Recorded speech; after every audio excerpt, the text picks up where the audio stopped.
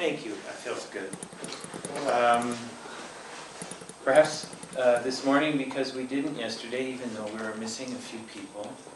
Well, Dan wants to do introductions a little bit later in the day, so we'll do that. But it would be nice, I really think, to come together in a circle. And I think we can circle the chairs here, circle the wagons, so to speak. Just kind of come around this part here, and that'd be a nice way to connect this morning.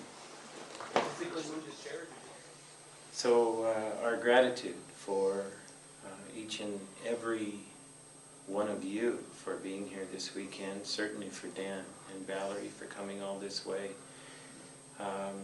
Many of you have traveled far and wide to be here and done what you needed to make this weekend something special. Thank you.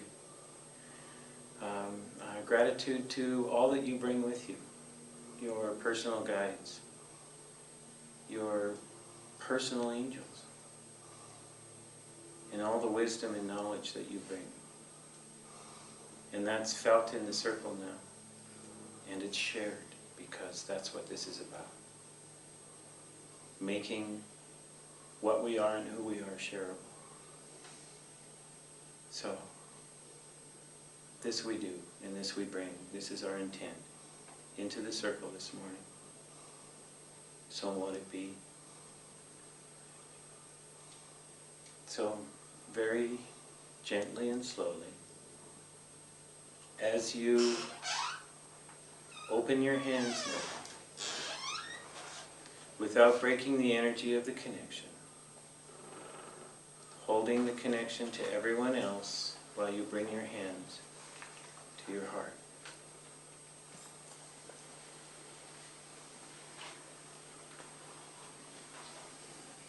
And so it is. Oh. Oh. Oh. Thank you, brother. Thank you. In the heart space with us. That's good. Okay.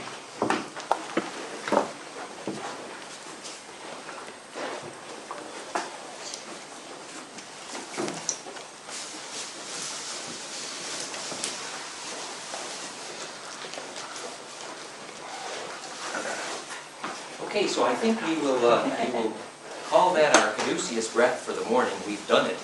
We're fused. It's good.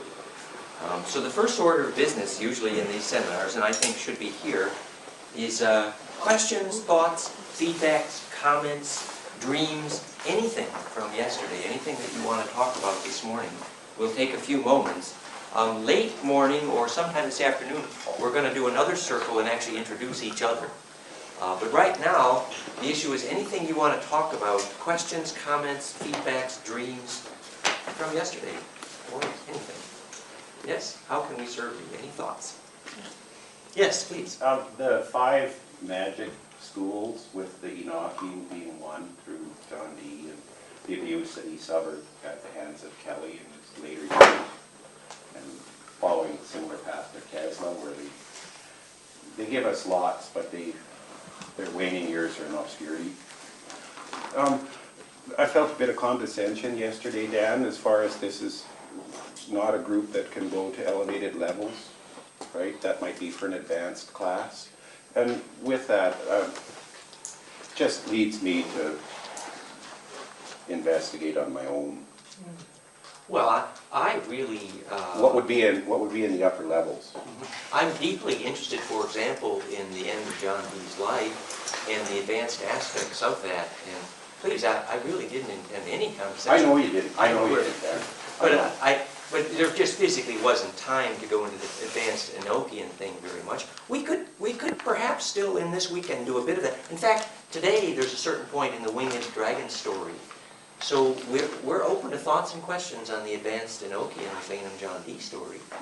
And it is true we do more of that perhaps in the advanced course. Are there other magic systems that we're part of that we don't know? Rosicrucianism, or... We're going to link some of that to the Bacon story perhaps later today and see a connection between them through Bacon to John Dee and what that meant. So, you know, we have time for a few of those threads here, and your questions help us get there, so that's fine. The other one I'd like to have, maybe on your website you can point me there, is the 22 paths of the Tree of Life. The note was, the original concept was that if you took the three-dimensional origin of the Tree of Life, we have an animation here, which is basically a shadow of a tetra, and then a hexaview of a cube, and then the hexaview of a dodeca, locking into place, and that shadow is the Tree of Life.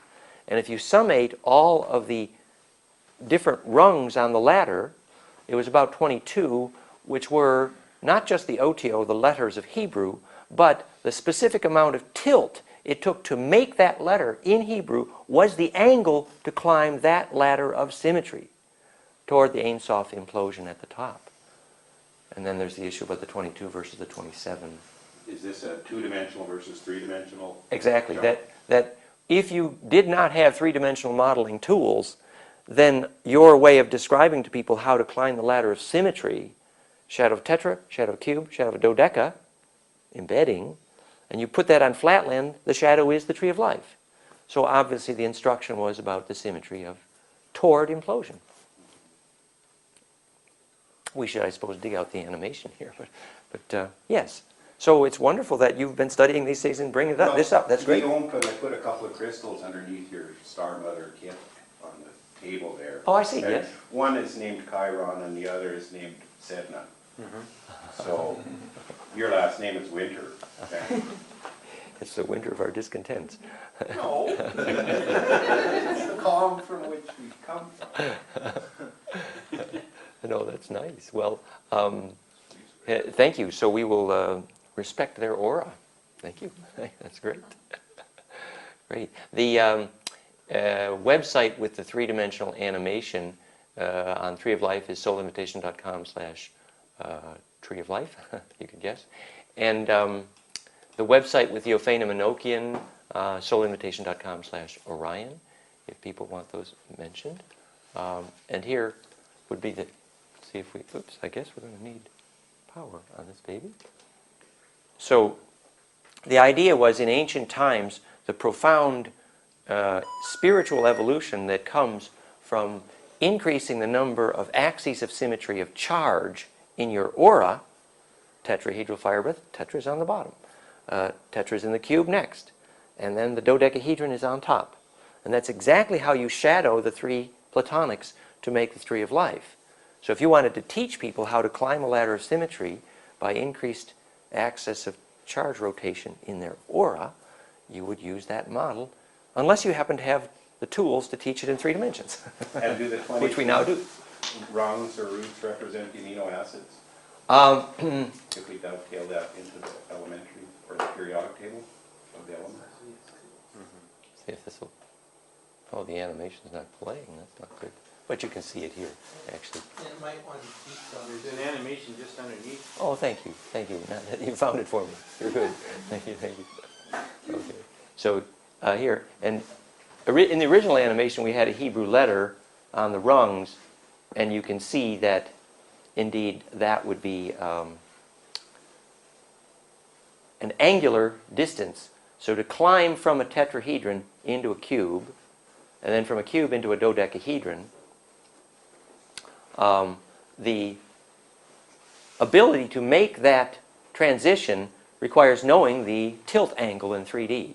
And each letter of Hebrew is nothing more or less than a tilt angle in 3D.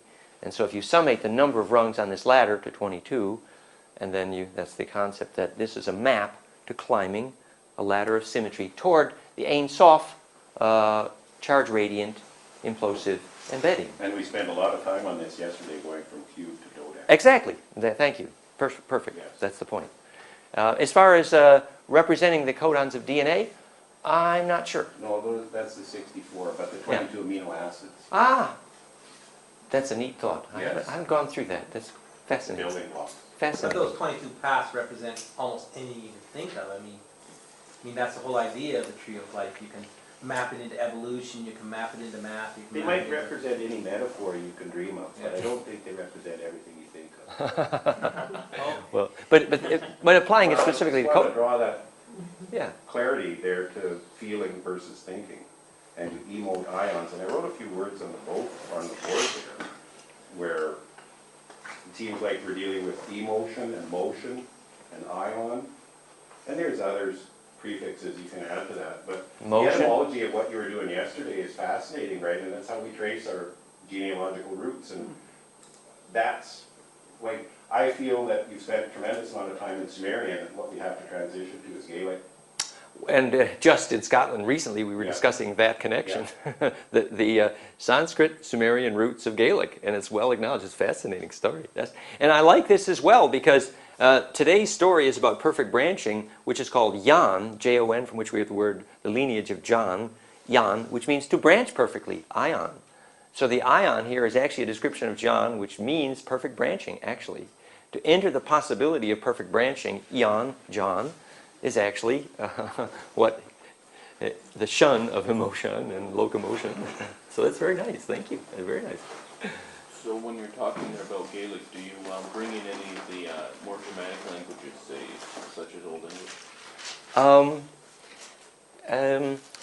I don't know. We were looking at the book by Boudet, who was the brains behind Saunière in southern France, the Holy Grail, and in Boudet's work on the origin of Celtic and the origin of the languages of the UK, and he was describing, for example, Anglo-Saxon, and he said, and remember, this is the guy that discovered the geometry of Rennes-le-Château that became Holy Blood, Holy Grail, and the star maps of the Gaelic, which is today's subject. It's cool, and there's the origin of the Celtic language. Doesn't Saxon come from Isaac's son? He said that Saxon is someone whose extended family had the muscle to sack other villages. And the Sacs sons were someone who were powerful enough to sack villages. That's what he said. But the point was that he was actually looking at the origins of the language to find the origins of the bloodline, which was quite nice, actually. But I don't think I have a detailed answer to your question about the Old English, which is a fascinating question. Good. Well, so we want to get into the heavy stuff here. Great. Any more thoughts? Yes, please. I just want to do a recap, because I was thinking about Please. the tornado again. Yes. What actually creates the tornado is when we get that movement that is building and building through the torus. Is that right?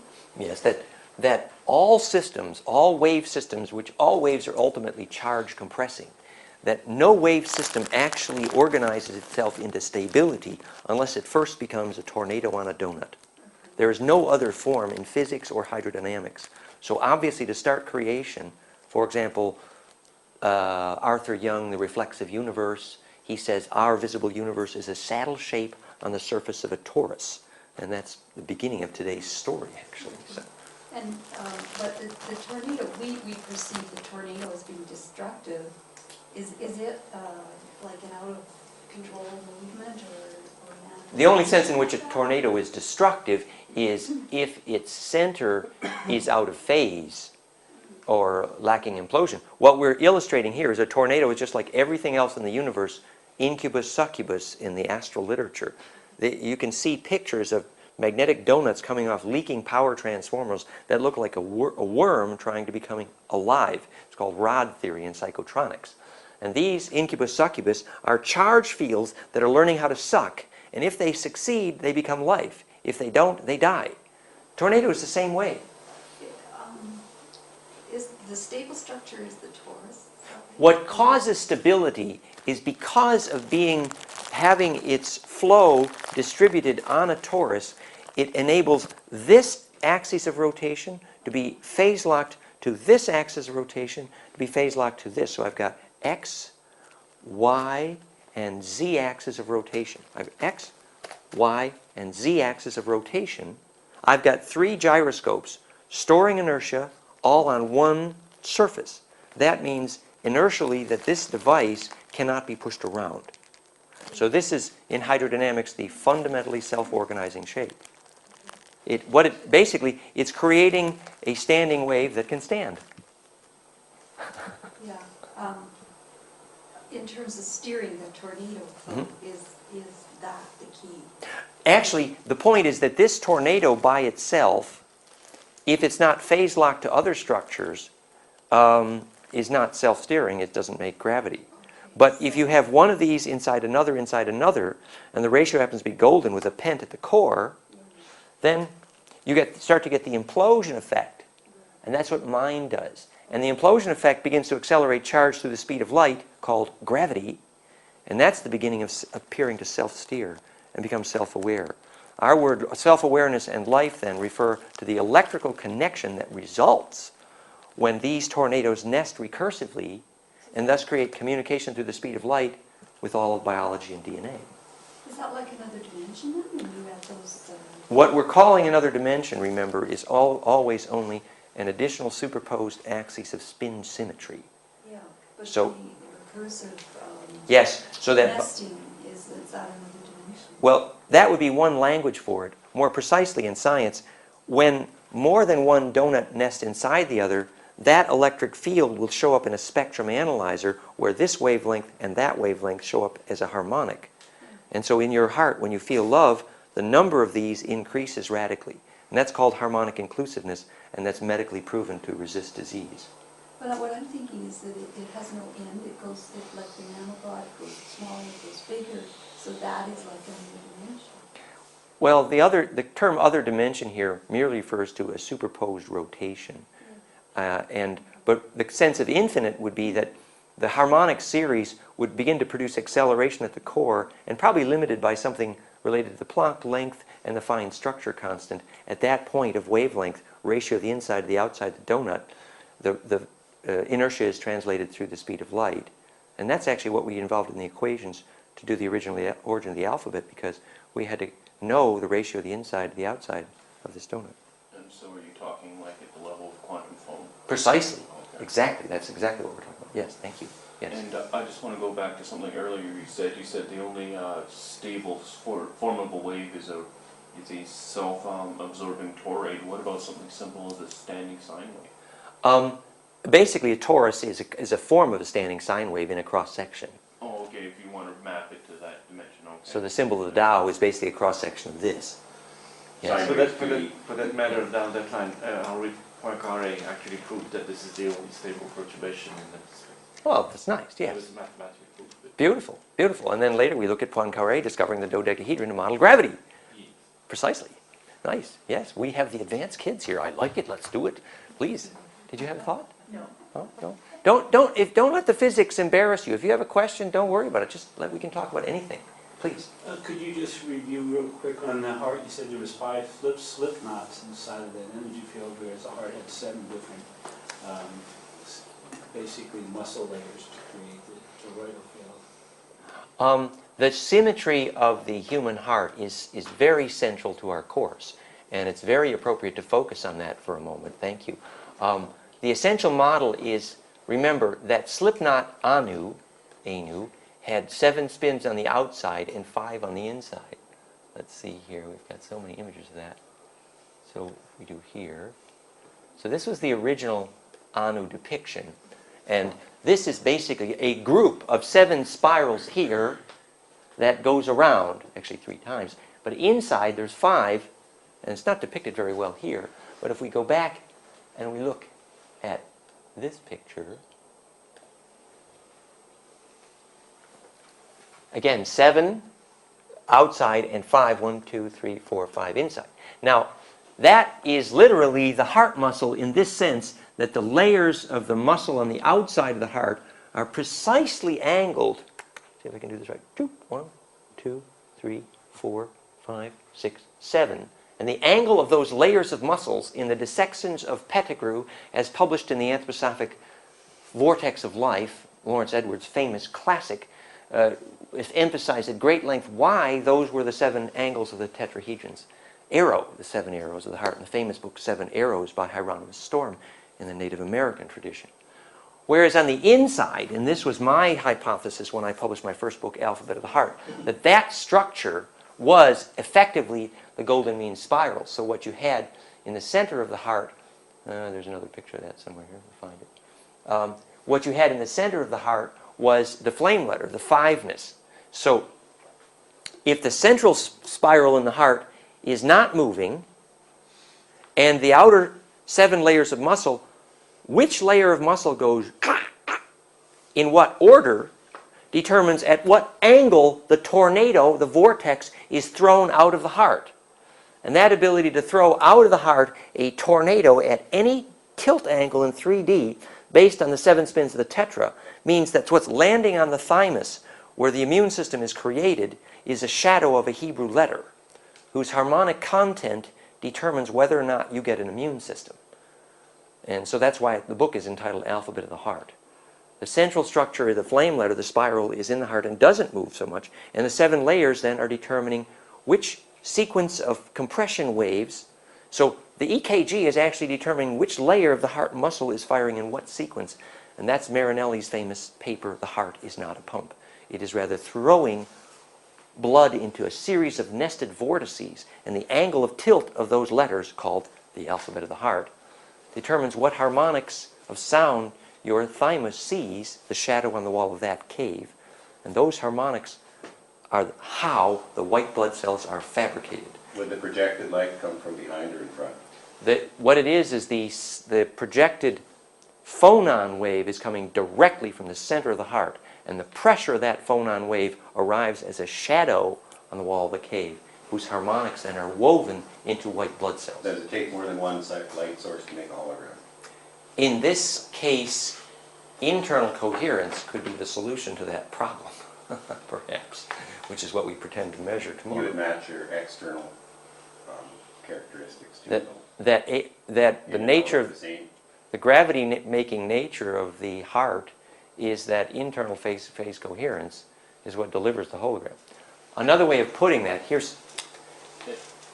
I just may ask, you were talking about phonons rather than photons, so this is more of a sonar type that we're referring to the image, right? voltage delivered by the piezoelectric nature of blood in the presence of a sound wave called phonon, precisely.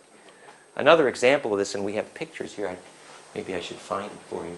But I understand the 7, but I'm not quite sure on the 5 in the middle. The 7 makes a lot of sense. The fiveness has to do with the fact that there are 5 spins in the dodeca, and that dodeca is the central structure based on phi, and it is implosive.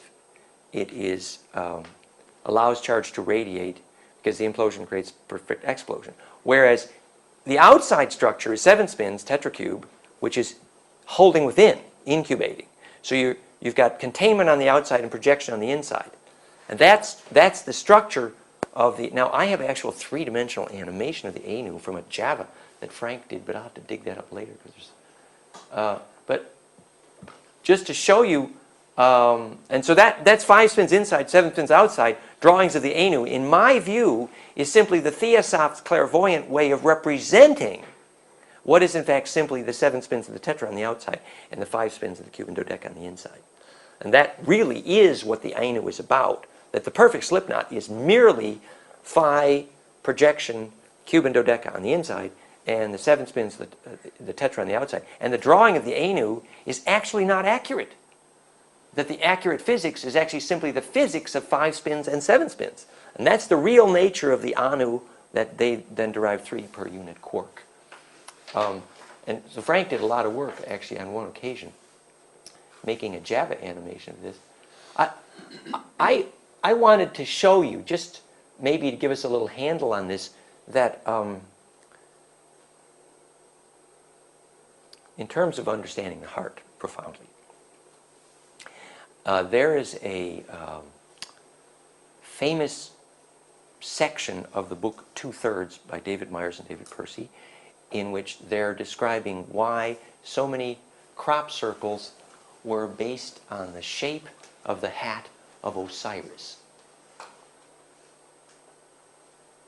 Now, the hat of Osiris is famously, we now know, a drawing of the shape of the pericardium, which is the soundboard container that contains the hearts and the heart's sound.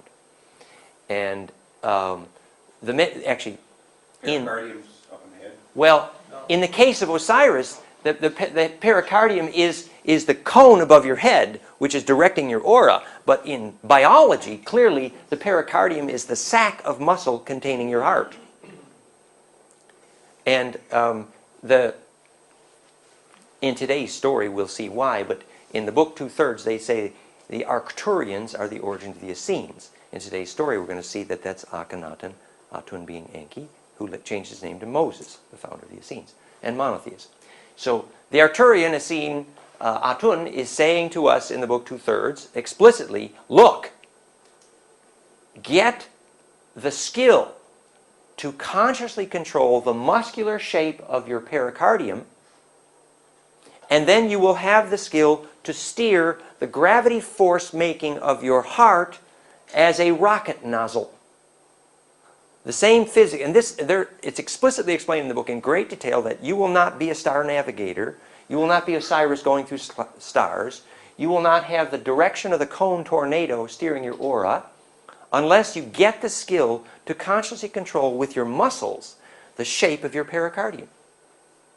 In exactly the same way that having conscious control to control the muscles of your eyeball control if you can focus light. The fact is that you don't have the skill to focus the gravity-making power of your heart, turning it into a rocket motor to steer your aura, just like a nozzle on a jet engine.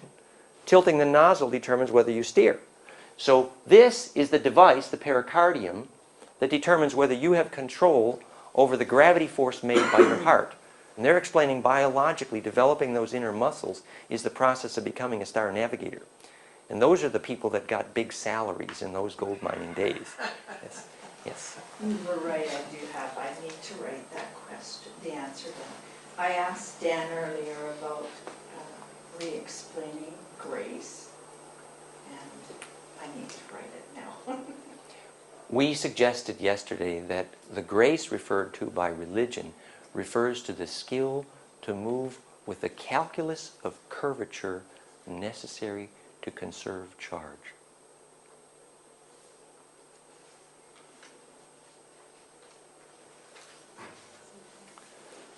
In holistic architecture, they call that living curvation. So, for example, if I know the angle at which to move the capacitive field that follows life, charge, chi, grace, follows specifically because the curvature has conserved and has not had any jerks.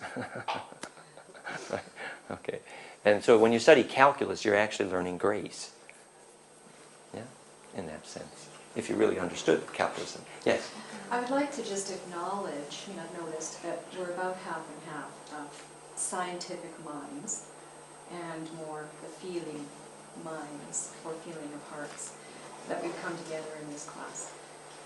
I would also like to thank, not being the scientific type, never having wanted to go there, I would like to thank the scientific minds for doing what you've done, because in your presentation yesterday, I felt a lot of it was way over my head. However, the feeling part of me wanted to cry, because I have always known this, and being a child and a teenager, having experienced those things that you're explaining, giving me the language, and then shoving it aside because you have to live in this world here. The taste of bliss. And at this point in my life, getting it back.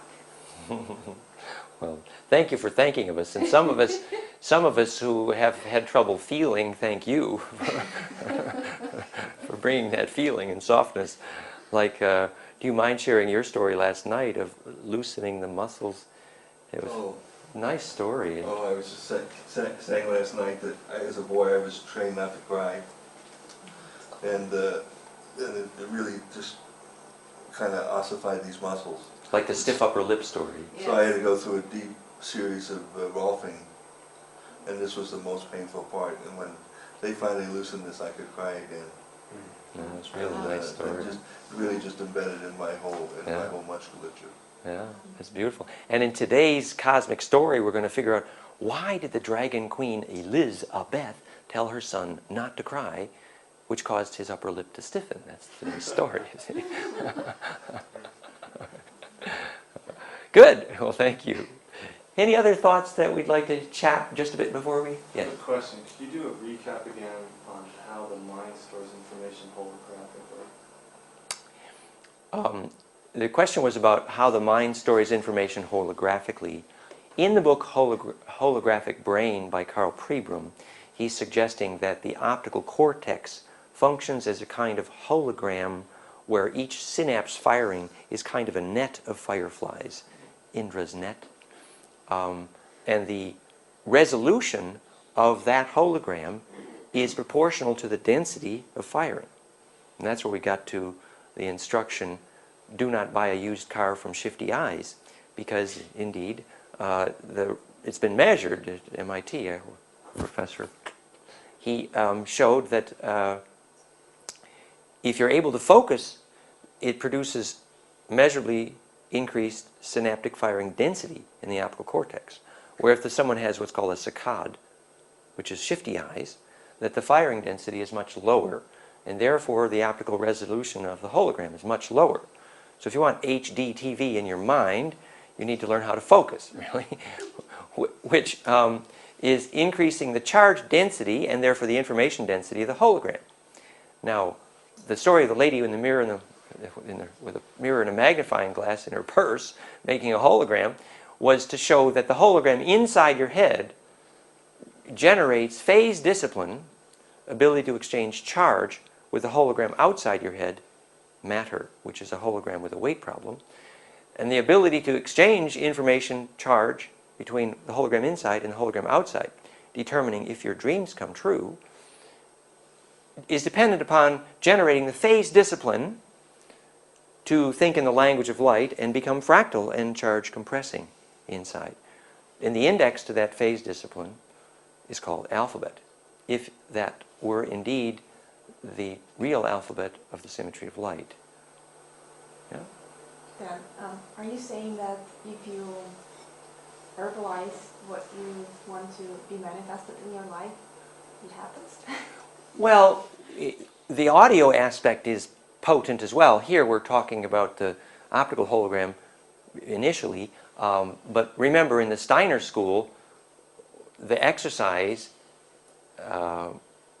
much better this exercise would be of children who have not been addicted to TV, but if their inner muscles are still available to create an image inside, which TV can destroy in young children, unfortunately, but the ability to have the inner muscle to make an accurate picture of a rose inside your head, the Steiner children are taught to do that in a group until you can very clearly smell roses in the room.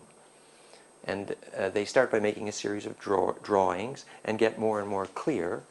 And then they're taught to make the rose open and the perfume fills the room. And then they all visualize together the rose closing and you can feel the room wilting.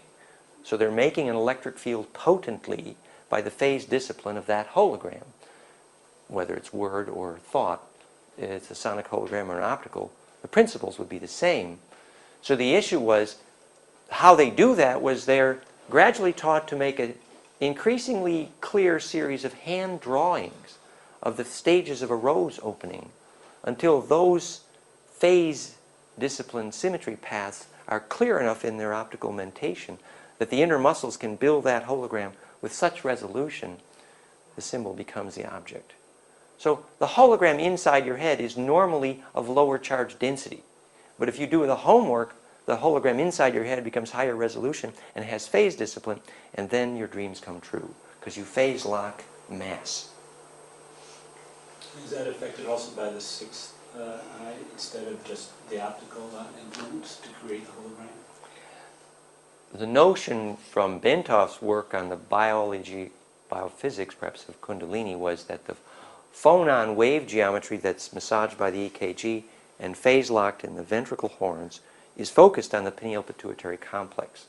And the pineal gland migrates from crystal toward liquid, soften the hearts of the hardened sinners. They is softened by the phonon.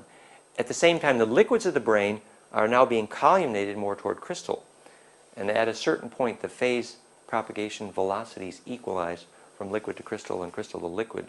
And the cavity goes critical, a kind of sonic description of bliss focused on the pineal. And then the ductless glands secrete a hormone which, like not just melatonin and serotonin, but the pinylene, for example, which radically affects the conductivity threshold of the synapse. So the brain liquids can literally become a superconductor. So saying that the pineal is a residual of the tissue of the retina is just the beginning. The pineal is, in that sense, the steering wheel for the part of the glandular aura that's going through the speed of light. The downside of that is that Dracos who couldn't make their own bliss juice would eat live human pineal glands, creating a black market across the stars. And they would have a near-death experience and become the age of the persons whose gland they ate. It's the famous sad story of the fallen Dracs. That's the power. Therefore, the dark crystal was right. They were eating guiltlings. They were eaten. Guiltlings. Guiltlings. Guiltlings. Yeah. And this was called the Black Ritual. It's talked about even in terms of Thoth in the book A God King Akhenaten, about the Syrian origins of Akhenaten and Thoth, whom we will discuss today. So lots to the pineal story. Pining away. To learn how to pine, to yearn, is reflected in the Sufi, charge the battery of yearning. Because pining is phase conjugating. Would you talk a little about external input in that subliminally there's a specific resolution that they hide messages and deliver them in. Can you do stuff like that with your blinking if you wanted to see auras? The blink rate is quite profound. In fact, in the technology used for electronic induction of hypnosis, that's what's modulated. It's a pulse width modulated optical device that induces hypnosis based on alpha and theta harmonics, etc. So the blink rate is profound. Remember in the movie Andromeda Strain where the the red light blinked at the wrong rate and triggered the epileptic seizure. And we know that epilepsy is just a false turn on the way to bliss, actually. In a body that desperately needs bliss and can't get there, you have the phenomenon of epilepsy. And is there something to what you did yesterday where you made the phi spiral? But it depends on which hand and which eye. That there is a difference. Which Francois is so much into. Yeah, just that the right-left hemisphere and the right-left hand differ significantly in terms of the electrical nature of centripetal versus centrifugal. So normally when you're looking in your hand, you're looking in your left hand. Yes. Well, when you're projecting, you're using your right hand. And that gives you an indication of your individual polarity? Well, because it goes both ways. But right-left archetypally would be. Yes. And even when you're restoring people who have lost polarity using magnets under the feet, if the magnet's polarity is correct, you can restore polarity quickly. It's good for acute condition and not for chronic. Remember in the alphabet of the heart, the symmetry of the muscles at the center of the hand also can be used to make the alphabet. Would you talk on the z-axis of the torus around the Earth grid? We've got the North and the South Pole. Is it fluctuating in constant gyroscopic motion? Is that the PowerPoint that the pyramids were laid onto, but is it flux now? What is being introduced here is the fact that many artists, including Universal One and others, have suggested that the Earth's spin symmetry axis, like any true magnetic domain, is actually octahedral. And so there's always a belly of the North Pole symmetry. And as you see, as a torus would gain resolution, the subcomponents of that torus would then introduce the tetracube octasymmetry. So the equator phenomena would have a very significant electrical. But we're wobbling all the time. Nutation precession. Well, we'll talk about that maybe later, but just here, seeing that the spiritual literature is quite clear that people closer to the equator actually have a greater chance of conscious evolution electrically. And that's been supposedly documented, that people far from the equator have a harder time triggering bliss, actually, because it has to do with access to the sun. That 33rd degree. Yeah, there's a whole bunch of stories about that, yeah. Well, don't hide that stuff. I mean, Access to the sun is introduction to the sun god conversation today. Atun left when the sun disappeared. Atun goes away. That's the story from Egypt, and it's good physics. So that means, like, just to follow that train of thought, and I really do want to get back to our history of the galaxy, because that's why we're here today. But, for example, people who live in the northern hemisphere tend to be more intellectual, and they've created more science and stuff like that. And you would find people in Latin America being more in the heart. or more passion. More passion. Yes, yes. And the people also near the equator are more subject to addiction, however. Like in Southern Europe, tobacco use is increasing radically. And because in the southern... But that could be marketing too. Well, but I think in southern latitudes where you have more access to the sun, if you don't know how to do a bliss experience, it increases the addiction tendency. Yeah. Yes? What about with, one of the things over the summer that I've been practicing is working with lightning and waterfalls. Hooking into that and riding those. Lightning and waterfalls. Lightning, waterfalls, and then adding in the sun. Staring at the sun. And bringing those into the charge and just riding that. And that's how a scientist would describe how to make ozone, actually. and indeed, it's perfect. It's how to bond oxygen into fire. It's a good metaphor. And also the physics of the origin of primal soup. You get the spark, combine the spark with the protein liquids, and the charge compression can induce the next axis of helically superposed spin rotation. And so in the primal soup, the proteins became DNA because of lightning. Okay, because I was wondering what I was doing, because I spent the last couple of weeks just now by waterfalls and out in the sun, and I'm telling you, I could do that all my whole life. Yeah, it's ozone density there, which is exquisitely fractal for the air. And so charge distribution efficiency goes way up. It's a beautiful thing. So the same thing happened after a major rainstorm. Precisely. Very healthy. Particularly Or a shower, yes. rain with lightning would be excellent. Yes, for your aura. Yesterday you were talking about measuring the coherence with what, HeartMath with Glenn Ryan or something like that. But how does that tie in with the question on the holotropic mind? In other words, the intensity of the imagery of the synapses creating a holographic mind. How does that correlate with the coherence of the heart or the measurement? That's exactly the issue. We're saying that when the heart becomes internally phase coherent, and that is the subject for tomorrow, that allows the heart to become turned from a flashlight into a laser. And that same form of coherence is what turns the brain hologram into a laser. And what we're saying is the climax form of coherence is fractal in both the case of the heart and the brain. So that question will hopefully take on more meaning tomorrow when we show you the mathematics we use to calculate coherence, which is a second order power spectra, the cepstrum. So indeed, turning biology into a laser is precisely what the word ka, the coherence of your boat to the underworld, the coherence of your biology's charge field, whether you survive death, is that coherence.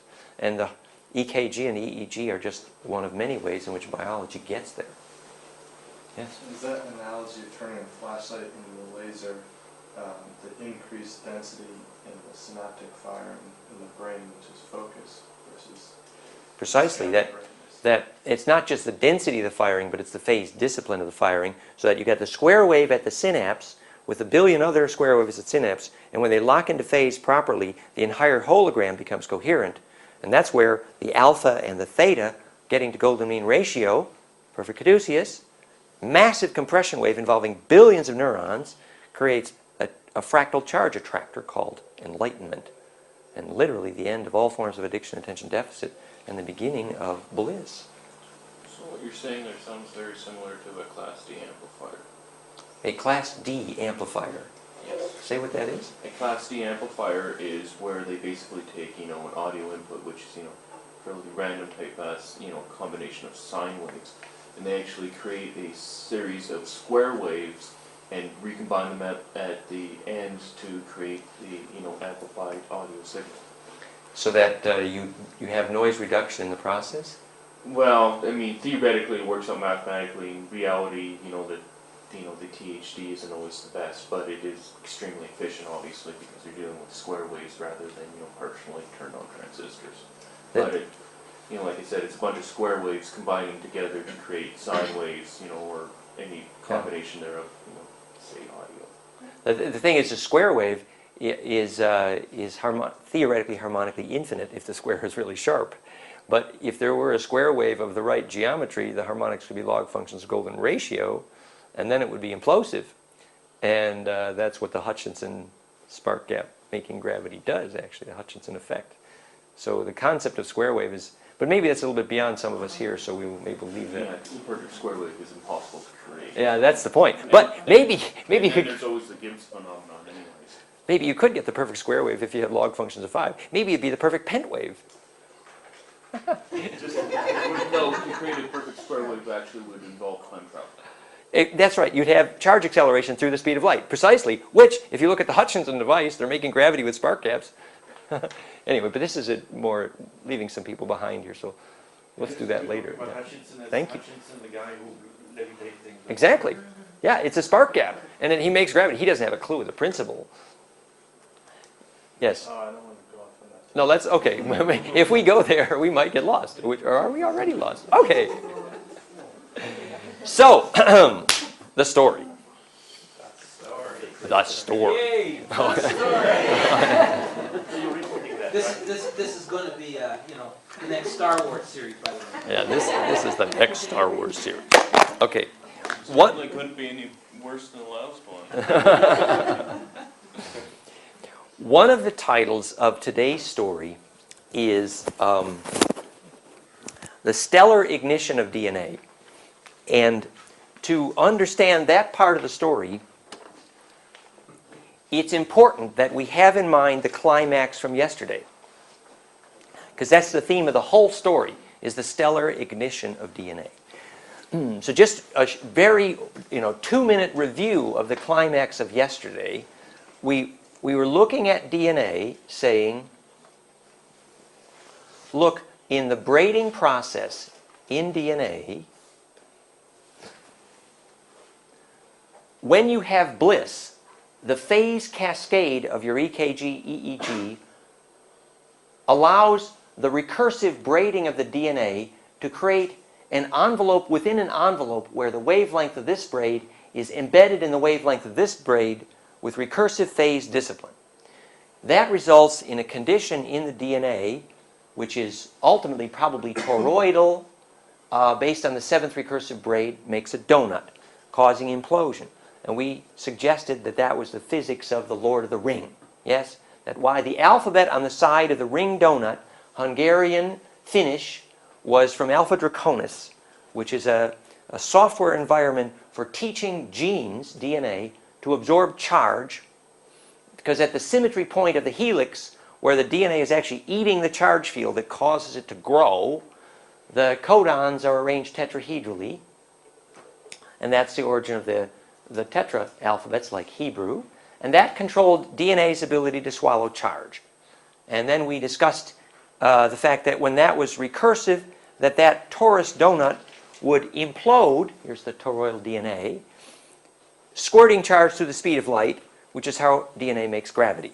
We discussed Gergelyev's work in Russia, measuring phantom DNA and black hole making in DNA, so that DNA is measurably a gravity-making device. So this is the background, that if you can generate the conditions to ignite DNA, you can become a star navigator. You can become worth a high salary in the dragon culture. Yes, you get the good bucks. So the skill to do that is say again. You get more gill plants. You get to eat more pineal glands of mere humans. You get to use more of the resources of the galaxy and harvest DNA over many more planets. So the trick, the skill, the ability to create environments where DNA could be ignited became a galaxy-wide political drama. For example, the dragons, Asauru, who came here to Earth, were deeply concerned with generating the electrical conditions to ignite DNA. We talk about the Garden of Eden as a capacitor to prevent cellular aging. Yes? The Shem in the Bible, mistranslated, altar actually was Highward Firestone. It's a capacitor to make a charge field to ignite DNA. The dragons inhabit the right caves because the correct caves have the capacitive field to ignite DNA. So, our theme now is how does the real principle of how DNA is ignited toward the power of gravity making and star inhabiting, which is the destiny of DNA. Our theme is how that ability to ignite DNA is reflected in the major events in the history the recent history of DNA in our galactic sector. Yeah? So now we're about to embark on the story. The recent history of DNA in our galactic sector. Are you ready? Okay. Now, in the very distant past, many sources suggest there's something called the galactic core cultures. And the galactic core cultures, and I'm referring specifically to my teacher on Ophanim Enochian, vincentbridges.com, he talks about the galactic core cultures as being a group of cultures nearer to the galactic center who administrate the propagation of DNA across stars. And that they basically had an agenda which had to do with a discovery of the role of DNA in stabilizing star birth. Okay, so the agenda here had to do with this discovery of the incredibly potent role of DNA in stabilizing star evolution. To understand that from the point of view of physics, we need to tell the little story of star evolution. This is ancient, hoary past history. You know, there are those like Arthur Young, Reflexive Universe, and Dwayne Elgin's book, Theory of Continuous Creation, who suggest that the evolution of the universe is not spherical, it is in fact toroidal, reflexive, recursive, and instead of there being a Big Bang, it's an ongoing, contiguous Big Bang because compression is emerging from the center of a donut. That's also true of Bentov's dream in his Kundalini-induced Stalking the Wild Pendulum. The final book was called The Cosmic Comic Book, where the replicating star systems looked like a giant living cell, and above the helix of meiosis, mitosis, the cytosome, the centriole, that's what I'm thinking of, the centriole, if you zoom in on a black hole above and below the DNA in a meiosis, mitosis, you know how the microtubules arrange themselves in this beautiful picture of cell division, and above and below the electric field. Yes, thank you. These are the centrioles, and no, these are the centrioles here. This is perfect. And these are the microtubules, which Bruce Lipton and Stuart Roy Hameroff say are the physics of consciousness. Little did they know that the microtubule was a golden ratio concentric tube. And if you look at a living cell replicating, there's a black hole here and here called centriole in biophysics. And when Bentov zoomed in, now this is a picture of galaxies replicating seen from a distance. And if you zoomed in here and here, you saw a centriole, which is a black hole, which was the shape of Ankh and Aleph and Omega. And the wave trains of those letters were the eddies called replicating stars. So you have cookie cutters who's generating waves that are causing the replication of galaxies. And so the name and the shape and the service are one of those letters. Yeah.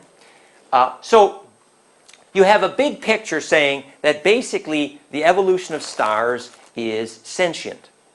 Now, if you ask an astrophysicist and you have him discuss with you the evolution of stars, he basically describes how the atomic table is built, in the sense that as you grow the atomic table, effectively what you're doing is growing fractality. So just to review the one picture from yesterday, for example, one or two. When you look at hydrogen, you're seeing that the hydrogen is the implosive seed for a heterodyning wave that produces the whole atomic table. And so when you're growing the atomic table, you're growing a nest of tetracube octaecosa. This is chemist Moon, University of Chicago, in the Platonic symmetry of the nucleus, which is obviously a dream for planets. Perfect the nesting, unpack the fractal, and you got the flower called the atomic table. So they say, well, first you get an old star, it makes hydrogen. And then, first you get a young star, it makes hydrogen. And then the star gets a little older, it learns how to make helium. Then the star gets a little older yet, etc., etc. And gradually, over billions of years, stars learn to finish making the atomic table by eating each other. So they're building a fractal. Cool. So the evolution of the atomic table in the evolution of the stars is a construction of a fractal. Yes? And what about, the larger type atoms and molecules that can only be created in a laboratory?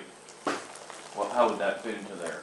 Well, in the evolution of stars, they're describing the evolution of the heavy elements here. But then in terms of molecular biology, that's the next step we're about to get to. That's right where we're going now. So the idea is then that to make biology is a similar process. You got these proteins, and they learn how to eat charge. And if a protein can eat charge, which is lightning in the primal soup, here comes the lightning, the protein says. And the ones that learn how to be screwed into a helix, that's exactly what they are. And phase conjugation is getting screwed, and that's the birth of DNA out of proteins. So the fact that the lightning had to be of the right DC polarity to make all biological proteins in enantiomorphic one way is in the right-hand screw rule. The correct polarity of the lightning is centripetal more than centrifugal. And so you have, that's why all living proteins have a stairway up the down staircase. The helix goes one way. So the proteins are actually catching the lightning in such a way as to enter the next axis of spin symmetry called the next dimension. In this case, how proteins become a helix, namely DNA, and beginning to become implosive and more fractal. So this is a very rough sketch of an outline of the fact that not only was the evolution of the atomic table in the evolution of stars the growth of a fractal, but the evolution of biology, and particularly DNA, was the extension of that fractality to superpose more and more axes of spin symmetry on it. So now I got this thread, and I braid the braid of the braid of the braid recursively 7 times. This thread had 5 axes of spin, cube 3, dodeca 4, dodeca down a helix 5. And then I recursively braid that thread 7 times until it becomes a donut, toroidal DNA, the seventh veil, the 7th seal, the 7th sign. Demonstrate recursion. Recursion is in the picture. Sneaky, please. It's a little hard to do, but I know. it would be this. You're twisting a loop. Yeah, and then I braid the braid of the braid on the braid recursively. And if the phase discipline between those braids is embeddable, the DNA can begin to implode and make a torus and do all the fun stuff called getting a soul and making gravity.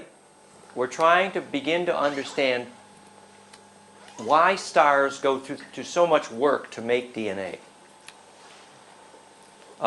Obviously, stars evolve a kind of intelligence that makes stellar evolution sustainable, self-organizing, fractal, opposite to chaos. And stars apparently do a lot of work to evolve life systems like ours, and we have to ask in terms of simple energy efficiency, what is the reason that stars go to so much work to make DNA? And I'm suggesting to you that the secret and mystery there is that DNA makes the gravity that holds stars together. This is a new hypothesis I suggest we entertain seriously.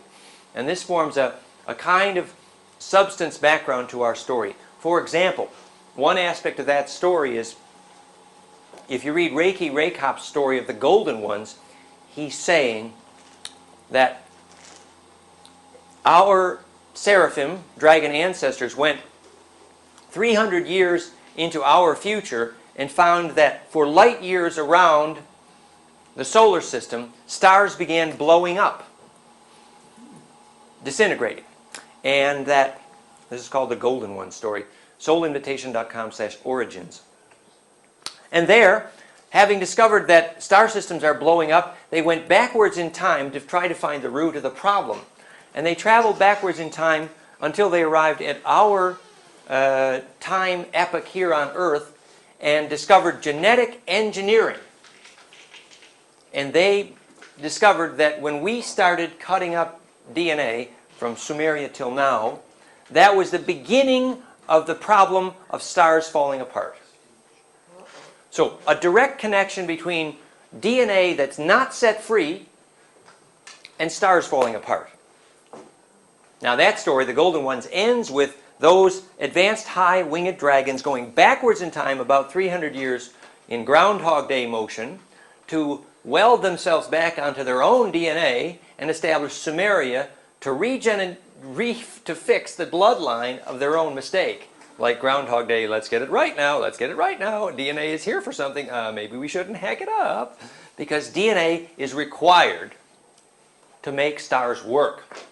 Now we want to understand more about the depth of that story, and that's kind of where we're going with this. We're saying that gene pools make a substance which is critical to stellar evolution. Which something like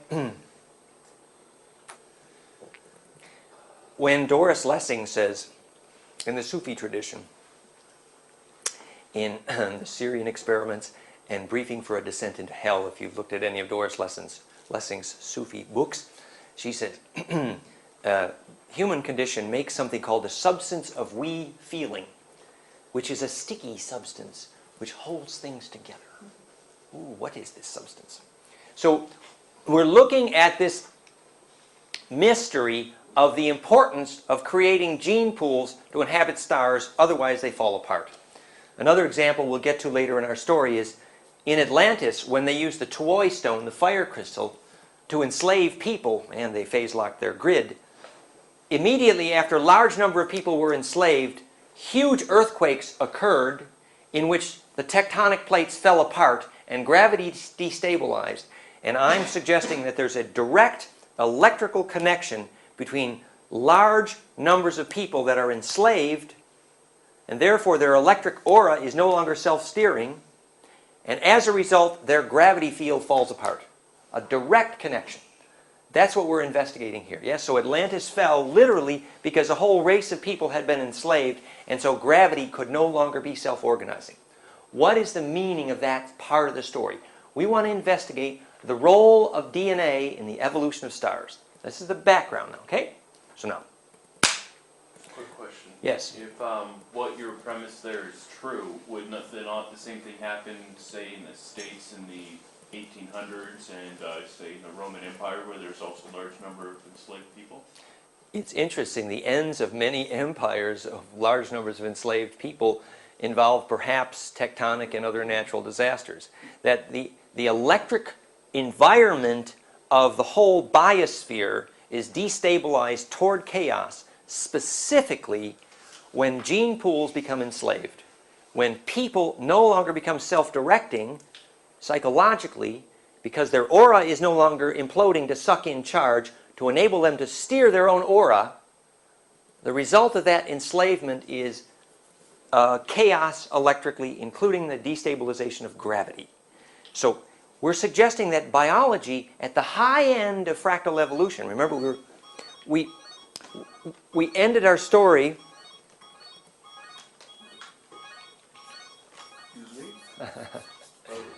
well, we ended our story by saying the fractality was evolving, right? And fractality reaches a kind of climax in DNA itself.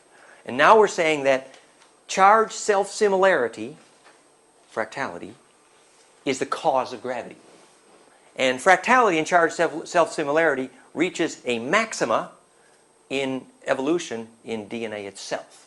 Therefore, obviously, DNA is one of the most potent gravity makers among the stars. So, we want to investigate this story so we can understand the potential of our own gene pool, and for that reason we're taking this time to tell the story of the galactic core cultures seeding stars with DNA. What was their agenda, what were their methods, and how did this result in the Orion Wars? That's where we are at this moment. Leave back up like 3 sentences. Sure. So we're talking about the fact that DNA was at the top of the evolutionary ladder of evolving fractality. And since now we hypothesize that that charged self-similarity, fractality, is the cause of gravity, that indeed DNA is one of the highest leverage gravity makers, naturally self-organizing gravity makers among stars. We're going with this obviously is when our ancestors said the only ETs that are worth talking to are onto the sun gods. And they're the ones whose DNA, there's electric field of presence arrived through the heart of the sun. So if they came, your friendly ETs arrived in heavy metal, you know they're from the wrong side of the tracks. They're messy. They're parasites. Whereas if they arrived through the heart of the sun, they're interesting. Talk to them. They're called sun gods. So Tuatha De Danann, Antu, Anunnaki, all these words with An in it, Daniel, means sun god. So who the heck is a sun god? It's obviously someone whose biologic charge field is able to inhabit the heart of a star and stabilize the gravity there. That's the motion that was demonstrated when Uri Geller measured that focused human attention measurably reduces radioactive half-life. Yes? So obviously radioactivity is the opposite of the fractality that holds the atom together. And you can restore that fractality with human attention. It's simple physics, since Bill Tiller measured, in fact, that human attention compresses charge. Now we know why. So, in the big picture of these things, we have to grow up to inhabit stars or we can't grow up. That's the hypothesis. And we're looking at the electrical nature of that evolution, and we're trying to piece together the history. Okay, now, history story. The story is that among the galactic core cultures, there evolved a disagreement or a difference of opinion about the best way to seed stars with DNA. In other words, there we are going around. It said, for example, that the Dracu had seeded 300 star systems in the Orion sector with DNA. And there was a disagreement about the best way to grow up. It's just like a disagreement among farmers about the best way to fertilize their crop. Yeah? And this agreement came to be called Aku-Dracu.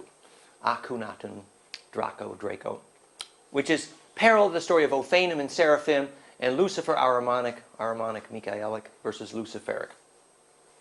So this difference of opinion became in religious history called the war in heaven.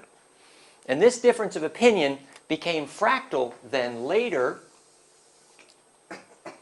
when we're on Sirius A and we have a certain family. The grandfather was called Alalu, and he was a former king, and a guy named Anu, or Antu, had a little wrestling match in which he cut off the balls of the former king Alalu, and this guy became king, Antu, on Sirius A. Now, we're picking a certain time in this evolution, in this story, to freeze a fractal of these giant Orion wars. And the time we're picking is the story of Sirius A and the evolution of the Nibiru story, Nibiru. So how did we get from here to here? Okay.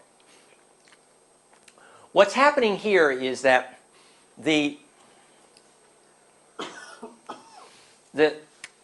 culture that we can call Draco, or in a large sense reptilian, and we know there are lots of different branches of the reptilian culture. And believe me, we're not saying that all reptiles are bad. That's not the point here at all. But that the Draco reptilian culture had conquered a high percentage of the inhabitable planetoids in the Orion sector. This is the background of our story. And in the ancient times, this dragon race, which is called Seraphim or Uru. And Uru means giant or ancient dragon one, as in Uru Shalayim, which is Uru Asa LM, Jerusalem. And Uru Asa LM is the place where the female queens of, Asa means female queen of, Uru means ancient dragon one in the sense of Ursprung, or Uruan, or Roman, or Dine Asa Ura, dinosaur, or Asa Uru of Asuras, or Azores. That all comes from this ancient root, Asa Uru. These are the ancient dragon queens, yeah? Asa Uru, yeah? And this bloodline was also in the sense of the ancestor of the An, or sun god. You have the winged high dragons, high seraphim, who were called archon, in the sense of archangel, and literally archon-saw, literally. Bill Clinton, Arkansas, that's the root, archon. And archon here meant,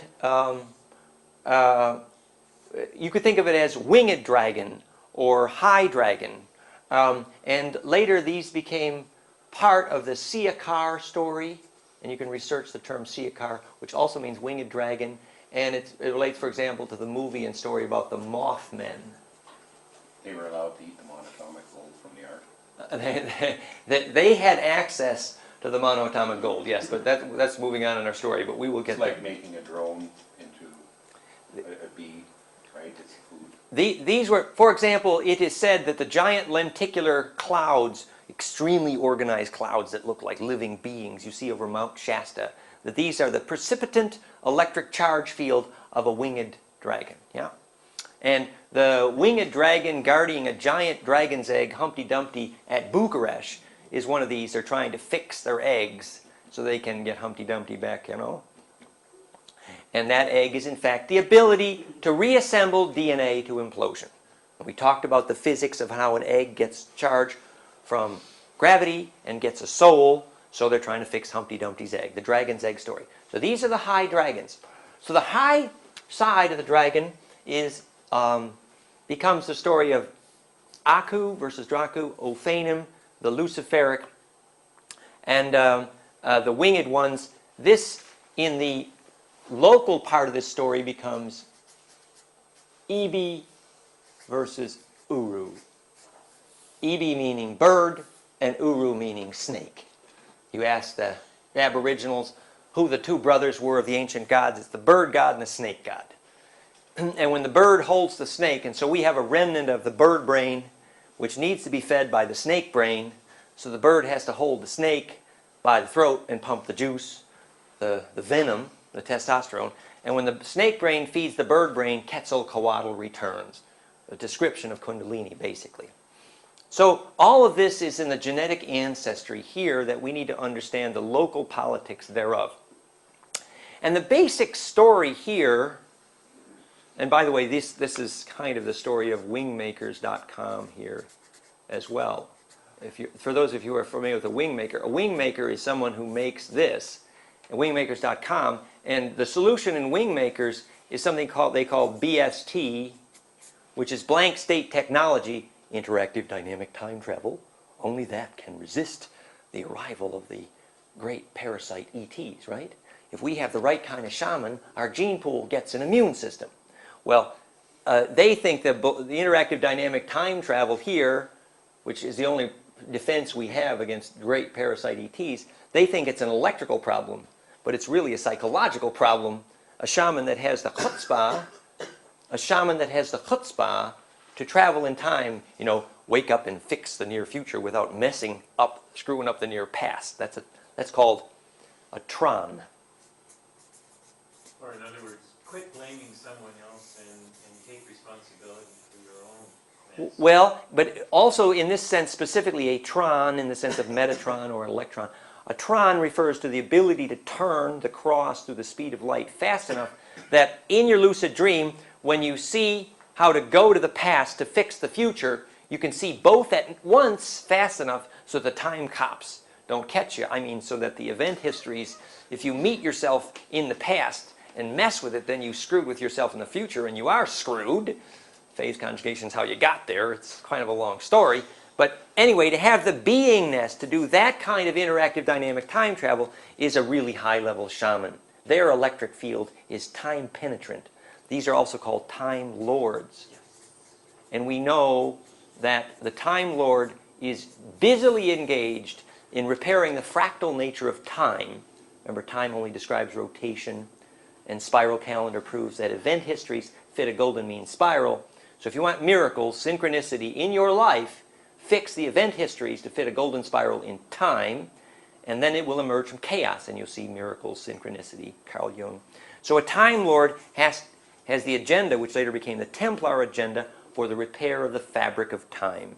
So this is kind of advanced background material. So we can start on our Wait a local. second, you just flashed through something there about the Templar function of the Time Lords. The Templars, this is William Now Buell. I know you got it, Francois. William Bueller, whose website I do for the Templar Thoth group out of Crestone, is constantly talking about the repair of the fabric of time. We'll show some of the pictures in the grid engineering section, which is the climax of today's story.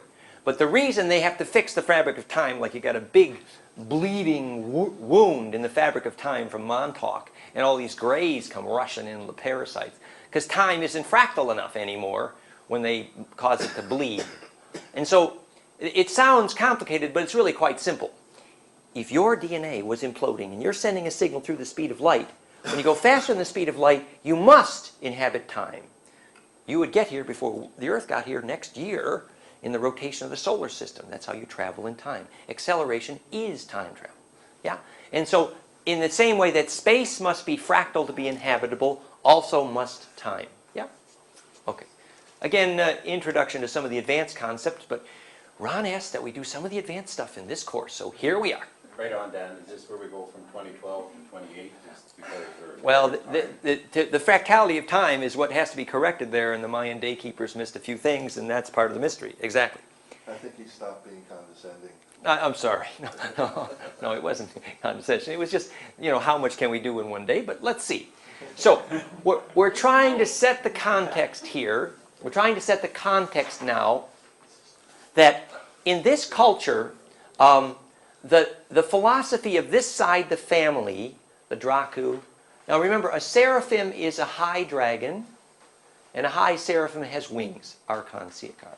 And the other side, the family, is specifically known as bird tribe. This is the return of the bird tribe here. Ebi, bird tribe, Ophanic, Aku, all synonyms really. In Iroquois, they're called bird tribe. In Cherokee, they're called Adawi. In Aboriginal Australia, in the Adnyamatna tribe, they're called Valnapa. An Apa and Apta. And this became the family line, which the Andromedans called Pa-Tal. Wings with a tail, which became our word later in Egypt, Ptah. These two sounds, ah, ooh. That's right, that's right. Ah, ooh. And, but the PT in here was associated with pterodactyl and winged snake and reptile. The PT also refers to sept, sevenness. So the PT is very profound there. The Patal. The Andromedans call this, they call this 11th dimensional DNA. That's the way they describe it. In Alex Collier's letter from Andromeda.com, which I worked with him personally fairly extensively.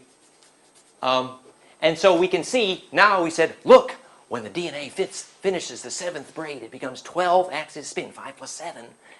So here's the 11th, and they say this is the ancestors of Enki, whom we're about to talk about. So this is where we're going with this story, right here. So now in the local politics, where we have a fractal of these wars, the two sons of Antu, by different mothers, become Enlil, Enki and Enlil. And because this family contained a good fractal of these giant wars, you could breed a vaccine here, see? Now, we need to set the local story here for what happened. Here, this... You said two different mothers from Anu. That's exactly where we're going. The mother... The mother from Enki was Ida, and she was from Rigel in Orion, and she had blue blood. Same name as Akhenaten's wife. Atun, Ida, Akhenaten's wife. Thank you. Very nice. Whereas Enlil's mother, by the same father Anu, was called Urash. Uru Asa. Is there a clue there? Right? And the story, the famous story was that I want to tell a little more of the background before I tell this part of the story. The background is that these two halves of the family, they had a different philosophy about how to grow up DNA. In this half of the family, they believed the way to grow up DNA was to prevent it from changing. So on this side of the family, DNA that changes is by definition weak.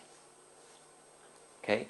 And that's basically the fallen Dracu, at least on the fallen side. Now remember, a small portion of the Seraphim High Dragon bloodline, only a small portion of it, had a genetic disaster, which is loss of implosion in DNA, loss of ensoulment, called Nephilim. No phi in them, Nephilim. Okay? So only a small part of the giant dragon family had that genetic disaster, but the rest of the family of the Seraphim were heartbroken about the mess. Okay? And so how this genetic disaster happened, the Nephilim, the fall, is a big part of our story. And the Nephilim story is in part this family. So how did this genetic disaster happen? Remember, on this side of the family, they had evolved to a situation where preventing DNA from changing was the agenda. So lack of evolution, lack of mutation.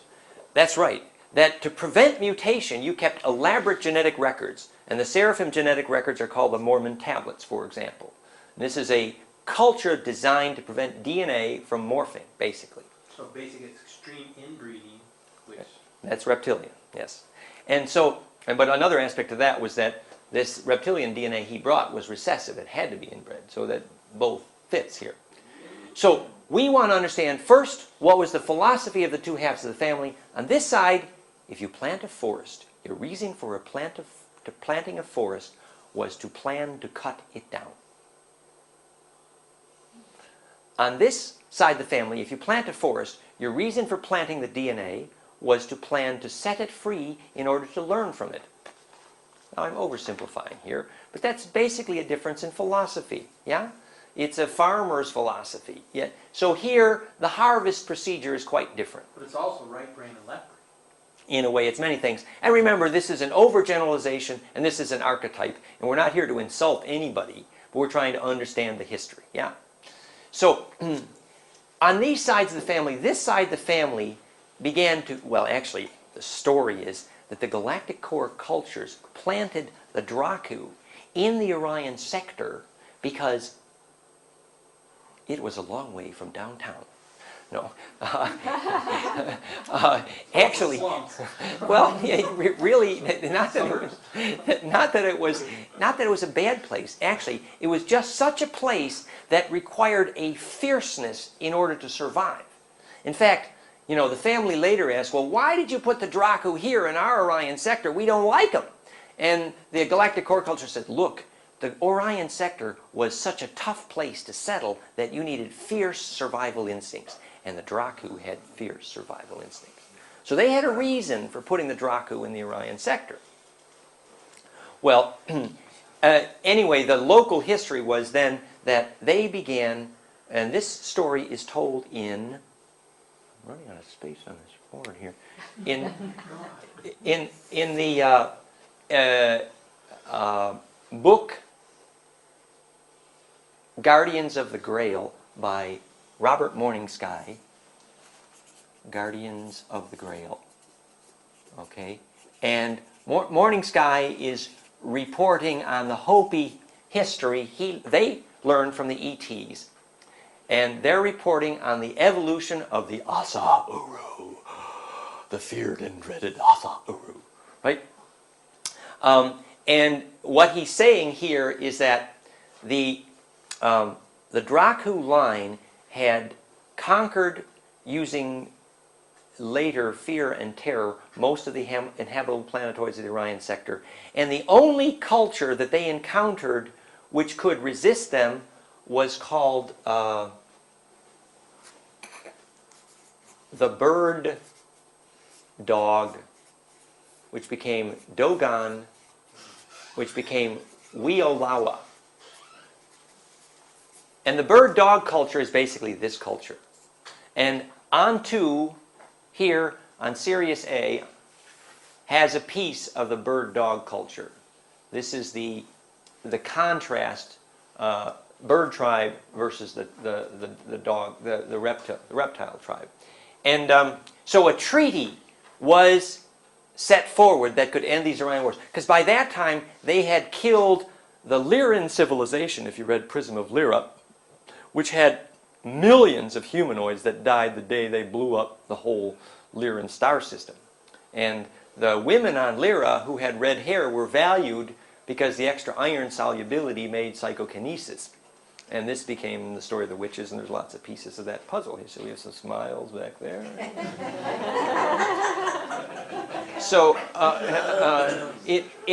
so the day the Lyran civilization was blown up here, it was realized that a truce was needed in the Orion Wars, and that truce involved that the bird dog kings would accept in marriage an assigned telepathic Orion Queen Asa Uru, Reverend Mother, who would report telepathically back to the ruling culture on the activities of the bird dog king.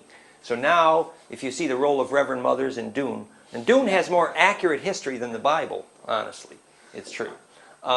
So the bird dog king, in this case Anu, had to accept a marriage with a hive mind telepathic queen, Ida. So you just passed through something there that seemed very significant. The whole not want to change genetics, was that to create a hive mind? Actually, remember, Because the closer the morphic resonance, i.e. ants, bees, whatever, the more hive mind you're going to create. That's the right question. This all has to do with what's the difference between individuation versus hive mind. That's this whole story. Or Borg mentality. So the whole story is about that, so we should investigate that a little bit. Remember, in the ancient Seraphim culture, this is a very high culture. Their charged fields are so coherent that they can steer star systems. These are the time navigators, the high-winged dragons. This was a powerful culture.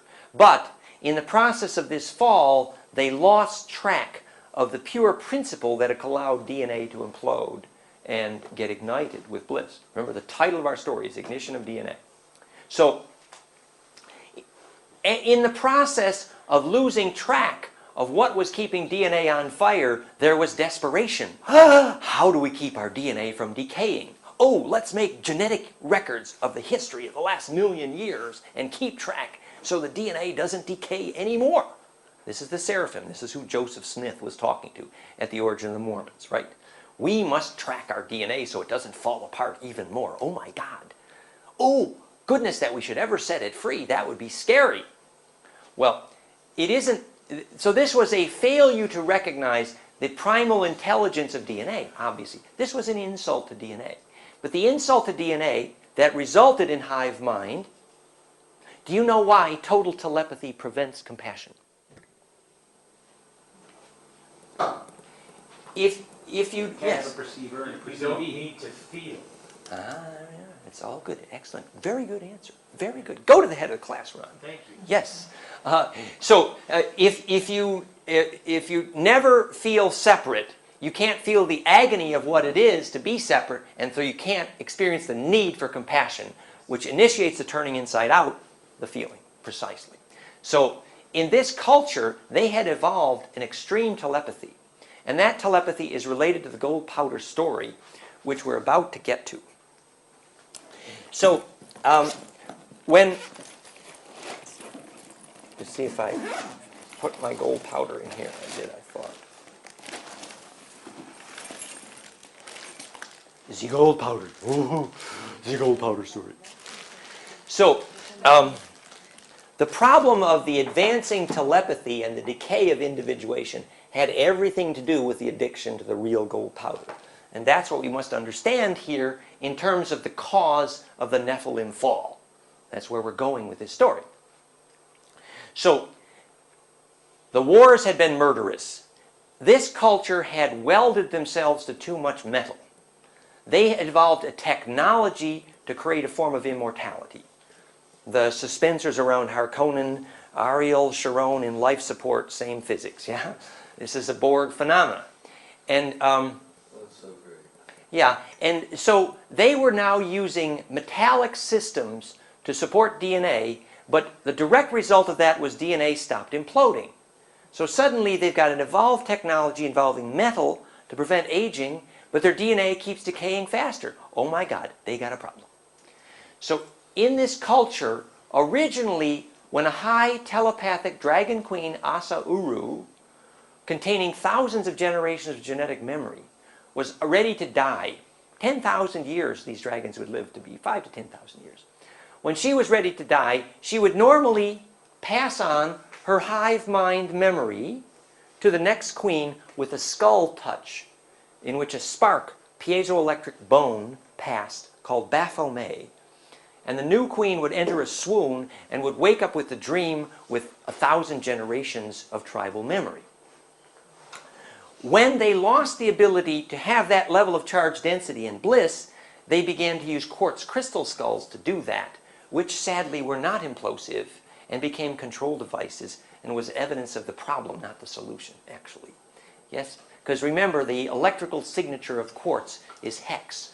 The SiO2 bond is a cubic lattice with a hex top view of the quartz helix and is non-implosive, and that's the problem, not the solution. Which is why people who use just the quartz bowls actually have astral hygiene problems, whereas people who use quartz with gold maybe have a little bit more of the potential implosion.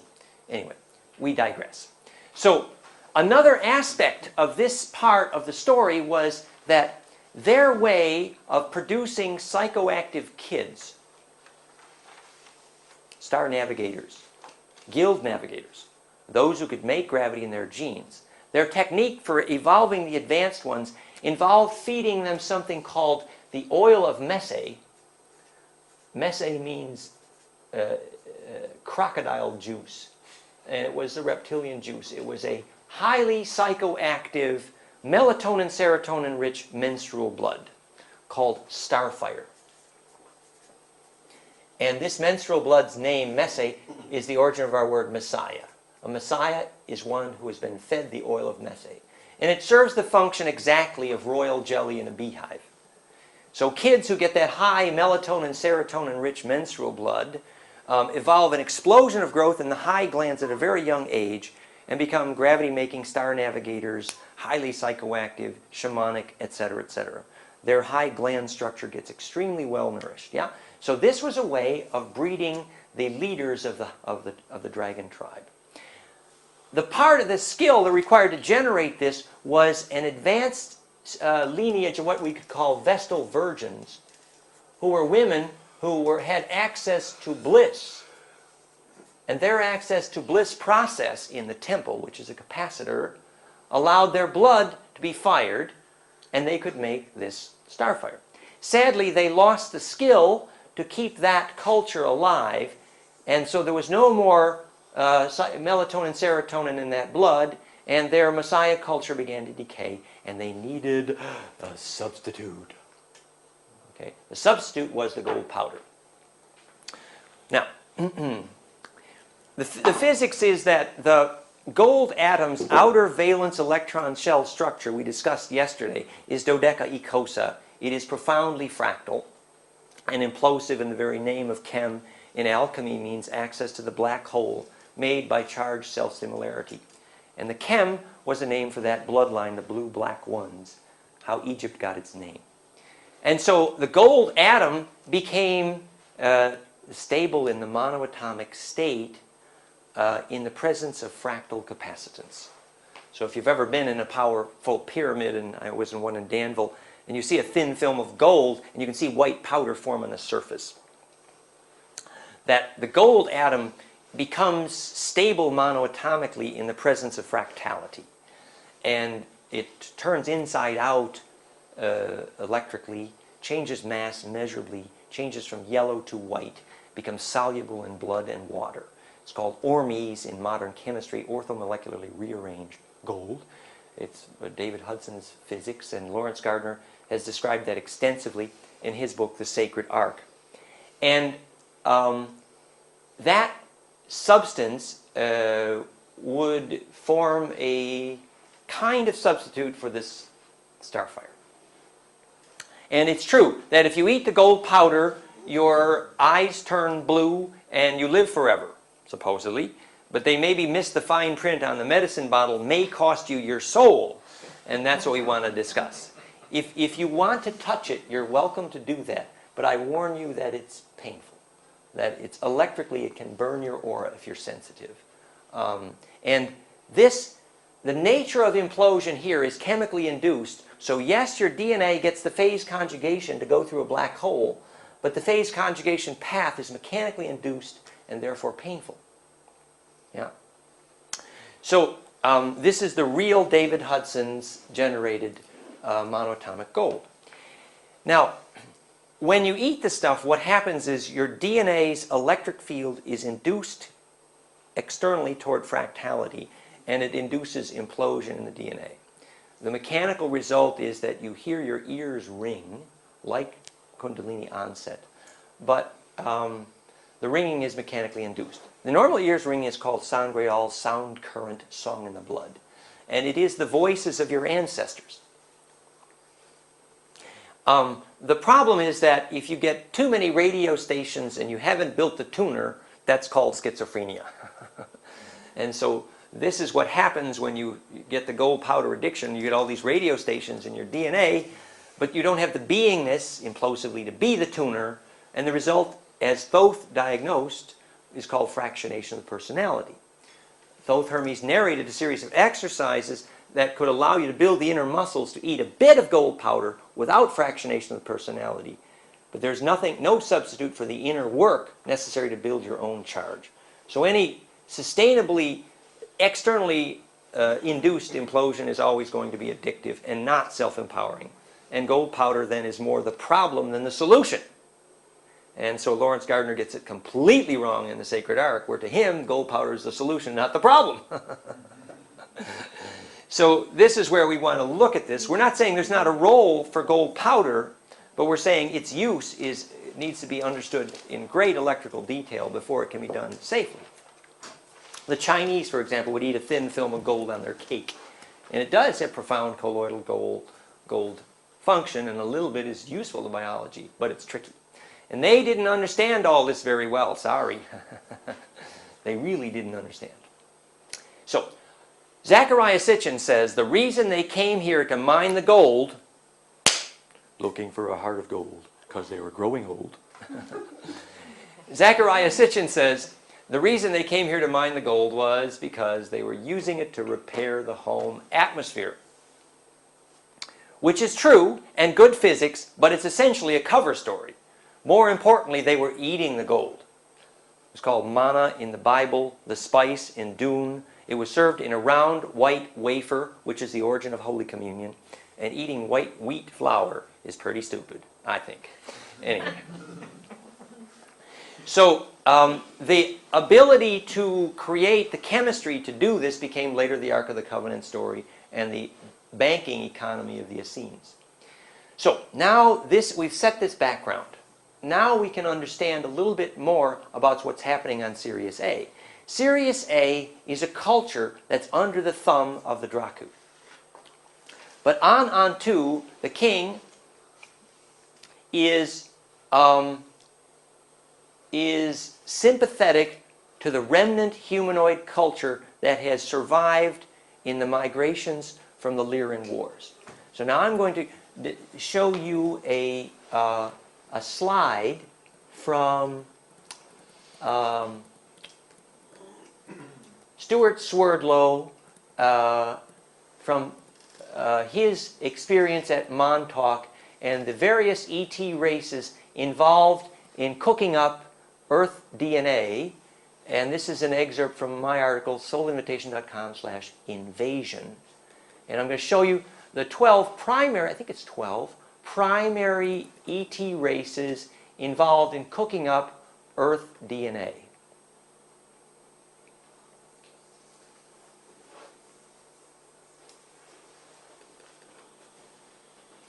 Can't see it very well. I'll read it for you. So this is called the Founders of the Galactic Federation, over 110 colonies, roughly associated with what we're calling the galactic core cultures here. Yeah? And here is the original galactic civilization, kind of a humanoid home. Some say some of this DNA actually came from Earth way far back. But anyway, there's a huge humanoid civilization here that was wiped out when the Draco, the Alpha Draconis, had this war, and millions died here. And there was a diaspora, and escapees, the humanoid remnant, went to all these Rigel, Procyon, Arcturus, Antares, there's Nordic, there's Tau Ceti, we should have, yeah, Procyon. Procyon and Tau Ceti were non-interventionist. The Sirius A was called non-interventionist, but they would sell guns to both sides of the war any day. Anyway, you see here the Sirius A is the primary origin of Egypt and the Hebrews. And this is kind of where we're telling this part of the story. Okay, the Sirius A, origin of Egypt and the Hebrew. This is where we are with right here. Okay? The story is that this culture here had intended that the genetic influences on Earth would actually be a fractal of the Orion Wars, so they could breed a vaccine. That's the story. And the story is that Enki was actually forced to be harmonically inclusive in his genetic experiments here for political reasons back here. But that's backing up in our story. We want to tell the local story. The local story is here that Antu, because of his sympathy with the remnant humanoids who were losing. Remember, here now, the Empire is striking back. Antu does something illegal in this Draco culture, and that is he creates a DNA that is more psychoactive than is allowed. And so he is concerned about the Empire striking back, and in fact, this is the Terminator story. It's quite real here, actually. So the rest of this story about the bloodline of Enki and all the major civilizations of Earth and the Empire striking back has roots back here. Yeah. So Anu is sympathetic. The humanoids are losing. They lost. They're in bad shape. The Asa Uru are winning. They're a mechanical culture, female-dominated, telepathy-ruled, highly metallic, and they are not interested in evolving more psychoactive DNA. From their point of view, a psychoactive DNA, a highly powerful shaman, could mess up the computer on a starship warship, and that's not good. So we got to keep these psychoactive humanoids from evolving. This is more the fallen Nephilim point of view. The high culture here is totally aware that you've got to set DNA free or your stars are going to fall apart. But the Nephilim here have these misunderstandings. Oops. And this is what we need to fix by understanding this. So now we're telling this little part of the story so we can see how this politic became Earth.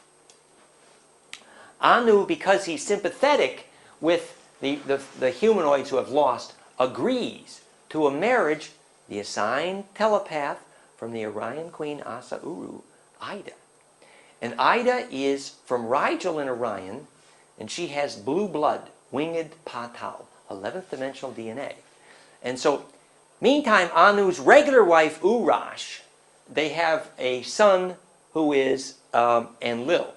There's some argument whether he came first or second, but he got the brotherhood primacy. He gets assigned politically to be in charge of the Earth experience later, because he is the elder in the Anunnaki numbering system to say who is the first son. But meantime, Anu's wife, Ida, produces Enki, who has some DNA that's high winged dragon, Patal, Quetzalcoatl. The whole winged dragon story comes from right here, the blood there. This is the bullet in the furnace. This blood behind Enki. Now Enki is not exactly a hero. He's a klutz. He rushes in where angels fear to tread, makes messes all the time. He's a rebel. He could be a double Scorpio. He could qualify. But he does have some very interesting DNA. So what happens is that Ida, meantime... Pardon? Harrison Ford. Perfect. Yeah, you got the image, man. Harrison Ford, Indiana Jones and the Holy Grail. He's looking for the chessboard. And the chessboard of the Holy Grail is the genetic diversity to ignite DNA. And everybody suddenly, pop, gets immortal. Phase conjugate and travel back to the near past. So, anyway. Who is his father? Pardon? Who is his father? Dad is Anu. This is Dad. Dad, Antu, the king on Sirius A, is the father of both Enki and Enlil, but there's different mothers. This is called East of Eden. which is the name of the town I was born in. Different mother. Yeah. Same dad, different mother, east of Eden, the whole story. And my brother's name was Michael. It really sort of fits. Anyway, so Ida gets jealous. The fact that Anu and Urash actually have a love relationship. Whereas Ida is basically an assigned queen there to do the telepath reporting back. And she was not actually supposed to have a kid. That's explained in Dune, yeah? Who was the father in Dune? Leto. He was not supposed to have a kid there. That was not part of the plan. These Reverend Mothers said, "Ah, you did something illegal having a psychoactive kid. Oh my goodness." So Anu knows that he has to hide the psychoactive son, Enki. So anyway, Ida gets jealous of Urash and arranged for her to basically get killed. Enlil's not very happy about the fact that his mother got murdered by the half-wife. This is bad news. So you have a little bad blood between the brothers here. You see that? This is an ancient root. If you want to do shamanic recapitulation here, you need to know the family story. So what evolved here was Anu now has 2 sons and he has lots of problems. His solution to this, first of all, Sirius A and the complex there is losing its atmosphere, and the gene pool is losing its implosion, so he has more problems than he can shake a stick at, man. The guy's in trouble. But he persuades this culture to spend lots of money for an artificial genetic engineering planet called Nibiru, which is basically a metal artificial planet that's towed in behind asteroids. And in this case, it's a gold mining genetic engineering planet. And he learns that back on Earth, there's gold in them thar hills. Remember that not only was the Earth's, remember, I don't know if we didn't talk about that. We didn't talk about that. We have to talk about that. So Location. that's exactly where we're going. Thank you very much. You got the kids are ahead of me. I like that. That's perfectly fine. So gold and psychoactive DNA both require star systems that are fractal. So you don't get gold and psychoactive DNA unless you got fractal star systems. So thanks for reminding me we didn't look at this yet. So here is the Japanese woodcut. Here is the 3-dimensional gravity wind that is the Orion sector. 2 light cones, Yod and Va. Yod and Va. 2 light cones, Ontarian conversion. Here's Rigel, here's Alnitak, Alanam, and Mintaka. Alnilam is called the central belt star, Telos 1 or Stargate 1, Bellatrix, Betelgeuse. And this is Rigel, Enki's mom's home. And so that electrical geometry, well, later we see that it's projected in flatland on Giza, 300 places on the Giza Plateau that map the Orion star map. There's a reason for that. It's a lens to project the charge field of group bliss by morphic resonance back into the home in the stars. So like the Romans built roads, the ETs built roads home. This is a road home, yeah? Alpha Draconis at Angkor Wat. And you have the Orion star map, and obviously the 3 belt stars of Orion perfectly fit the 3 pyramids alignment. And the center of the heart of Orion is pregnant. Stars are being born there at an alarming rate. So this becomes a morph structure in which we play the little animation. So if you were going into a lucid dream in the Great Pyramid, and need your aura steered to a place in the stars, your aura seeks the place by morphic resonance that could... Here is the point we're making. I better stop this here. So remember, here's our implosion cone. And here, the solar system is right there. So if you calculate the right angle and declination astronomically, Pleiades and Sirius are at a 60-degree right angle declination with respect to the solar system. That's called, and here's Orion straight at the midheaven. You should recognize that cone by now. That should be familiar to you. This arrangement of stellar masses into the geometry of recursion creates a gravity wind which the Hopis called Pesh Me 10, 1 less than 10, the way of the 9, the Deep Space 9, and the 9 Atun who taught the writer of Star Wars, yeah, with Phyllis Schlemmer. So this gravity wind was navigable by these star navigators genetically, and this was a trade wind to motorize commerce among stars. Big bucks here. Money is to be made. You remember in Deep Space Nine? Location, location, location.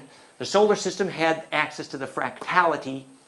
So not only could you breed more gold, because gold only occurs where ley lines cross in a fractal, but in planets like that, you could breed DNA that could get more psychokinetic. Very valuable real estate, worth fighting over. So, anyway, I just finished a little animation since it's so much fun.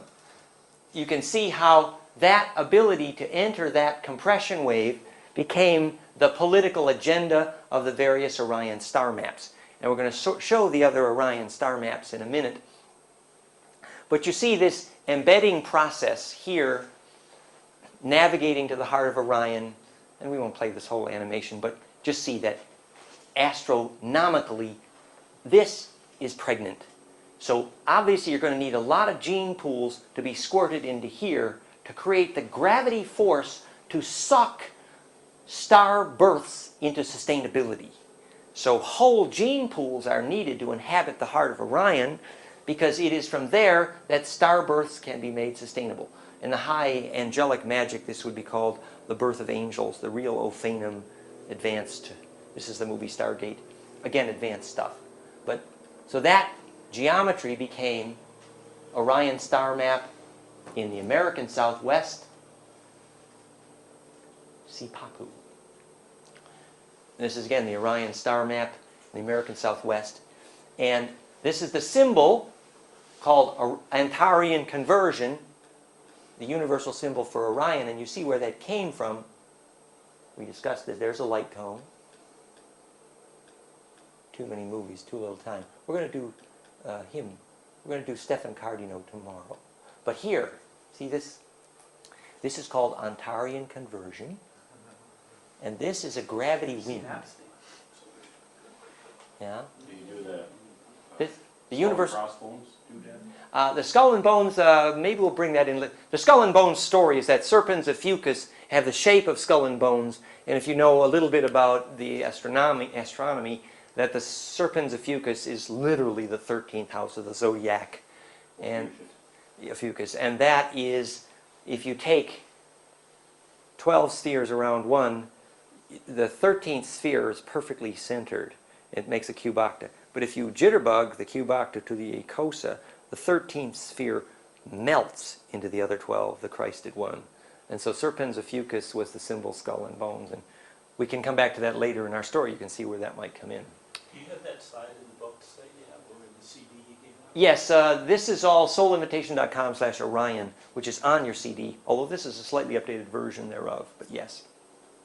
So you can begin to see the background of this story here, that they discovered that the Earth, being so fractal, has gold in them. There are hills, and now they realize that their atmosphere is going away, and they think gold is the fix, and their DNA's implosion is going away, and they think gold is the fix. So they need the gold. So he persuades the Seraphim culture to spend a lot of money on an artificial mining planetoid, and manages to hide his son's psychokinesis on board. In the first and second trip, I think Enki alone goes later. Enki and Lil both go. And they arrive here and start the genetic engineering and gold mining operations called Sumeria. Sumer, by the way, means dragon in many cultures. S-U-M-M-A-I-R-E. As does Sanat Kumara. K-H-U Kumara.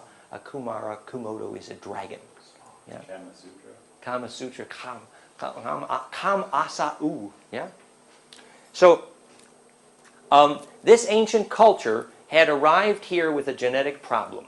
Now, the standard order mining equipment there was the paramagnetic stone skill to use dolmen, a capacitor, to arrange them. And we talked about that if you put 6 powerful paramagnetic stones in the right symmetry embedded in the land, you can create an electric field that prevents cellular aging. And that was called Garden of Eden. The reason Sitchin says Eden means spaceport, but actually he doesn't understand how capacitance inhibits aging.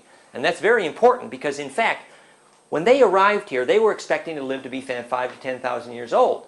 They arrived in the atmosphere of Earth, and suddenly, they're aging really fast. Oops. So they needed to discover how to prevent that aging. Sadly, this technology came from Sirius A, ability to build capacitors to prevent aging, and basically they forgot how to use it, the klutzes. Because one of the symptoms of this Nephilim fall, remember, the Nephilim fall has many symptoms. Loss of long-term memory was one of them. Alzheimer's. Basically. And loss of ability to lucid dream, loss of ability to take memory through death, loss of ability electrically to radiate capacitance to make an immune system in their babies. Heavy metal contamination. Yeah, exactly. That would be related. So, for example, when the Dracos screwed with the Khmer, the reticulum, which we call the Greys, they lost the ability to make an immune system in their babies. I mean, it's bad news, and we're going in that direction real fast as a gene pool, So when unless they we came, learn these lessons. So they came down here and they had a hard time with the atmosphere. Yes. This is from another line of story that I know. That means they had to go into high elevations, so that's why they went to Tibet, that's why they went to Machu Picchu, that's why they went to high elevation places to live, because there's less atmosphere. Yes, that's a good thought. And also, those are the places more likely perhaps to have caves where the capacitance was fractal enough to keep the DNA alive. So a dragon in a cave breathing fire is actually someone whose DNA is charge implosive enough to breathe capacitance, to breathe charge. Yeah, and so the whole story of this culture, again, is about igniting DNA, the title of our story, igniting DNA. That was the whole crux of their issue. So that brings us to the local politics now. We come to this situation where, yes? And that's the whole harmonic convergence, this thing coming up in 2012 or a few years earlier, the alignment of the planets such that these... Harmonic convergence is a crude name for harmonic inclusive implosion. So when harmonics can be inclusive, it's basically because of golden ratio making implosion. So harmonic convergence means how could harmonics converge, and the physics is clear. It has to be implosion. So yes, very much, yes. I was trying to get clear exactly what it was that caused the Nephilim, The Nephilim. to go into the fallen state. Was Yes. it their lifestyle being too technologically oriented? Was that the cause, or was there an event, a cosmic Their genetic event? disease. There is a story told by a dragon queen. Her name is Corinna Muller from Milan, and had memory. And she claims to recall a particular battle in the Dracu culture where, they were fiercely survivalistic and warrior-like. And in that particular battle, they suffered what was akin to a nuclear blast that mutated their gene pool. And at that point, instead of having one heart, they had two hearts. We know in Phil Schneider and others' personal reports of the Draco at Dulce that they had two hearts and were highly telepathic, hard to kill. And the split heart was, in some ways, an end to the possibility of real compassion. And this is repeated in some of the myths, so that's a piece of the story. Another piece of the story is the loss of bliss making in the blood for the Vestal Virgin culture, and addiction to gold powder, and use of too much metal in their environment. And all of those things cause DNA to lose charge. 2 stars, 2 hearts. 2 stars, 2 hearts, twinning. So we had 2 comments here. One is that about the money aspect. Classically, this culture then becomes a culture that regards harvesting DNA like banking. And so the origin of banking insurance, which is credited to the Templars, actually came from the Dracu, who were harvesting hundreds of planetoids in a similar way. And this, your story about creating a gene pool that then rebels, this culture creates at least 3 different gene pool experiments on Earth And like the Lemurian, they basically get out of control and get away and escape from the matrix. And Does so, that mean you don't go through the sun? Just take the longer route and go somewhere else? well, the humanoids who escaped, the Lemurian story is the humanoids won, Lim Uru. The humanoids won against the Uru by a nuclear blast which destroyed the atmosphere. And so the remnant humanoids had to go underground, and their blood is said to have changed from green to red, chlorophyll to heme, because they no longer had the access to the oxygen, and they had to use iron to fix oxygen in blood. And that's where we got the Adamic race, which is the next one, which means red man or iron man.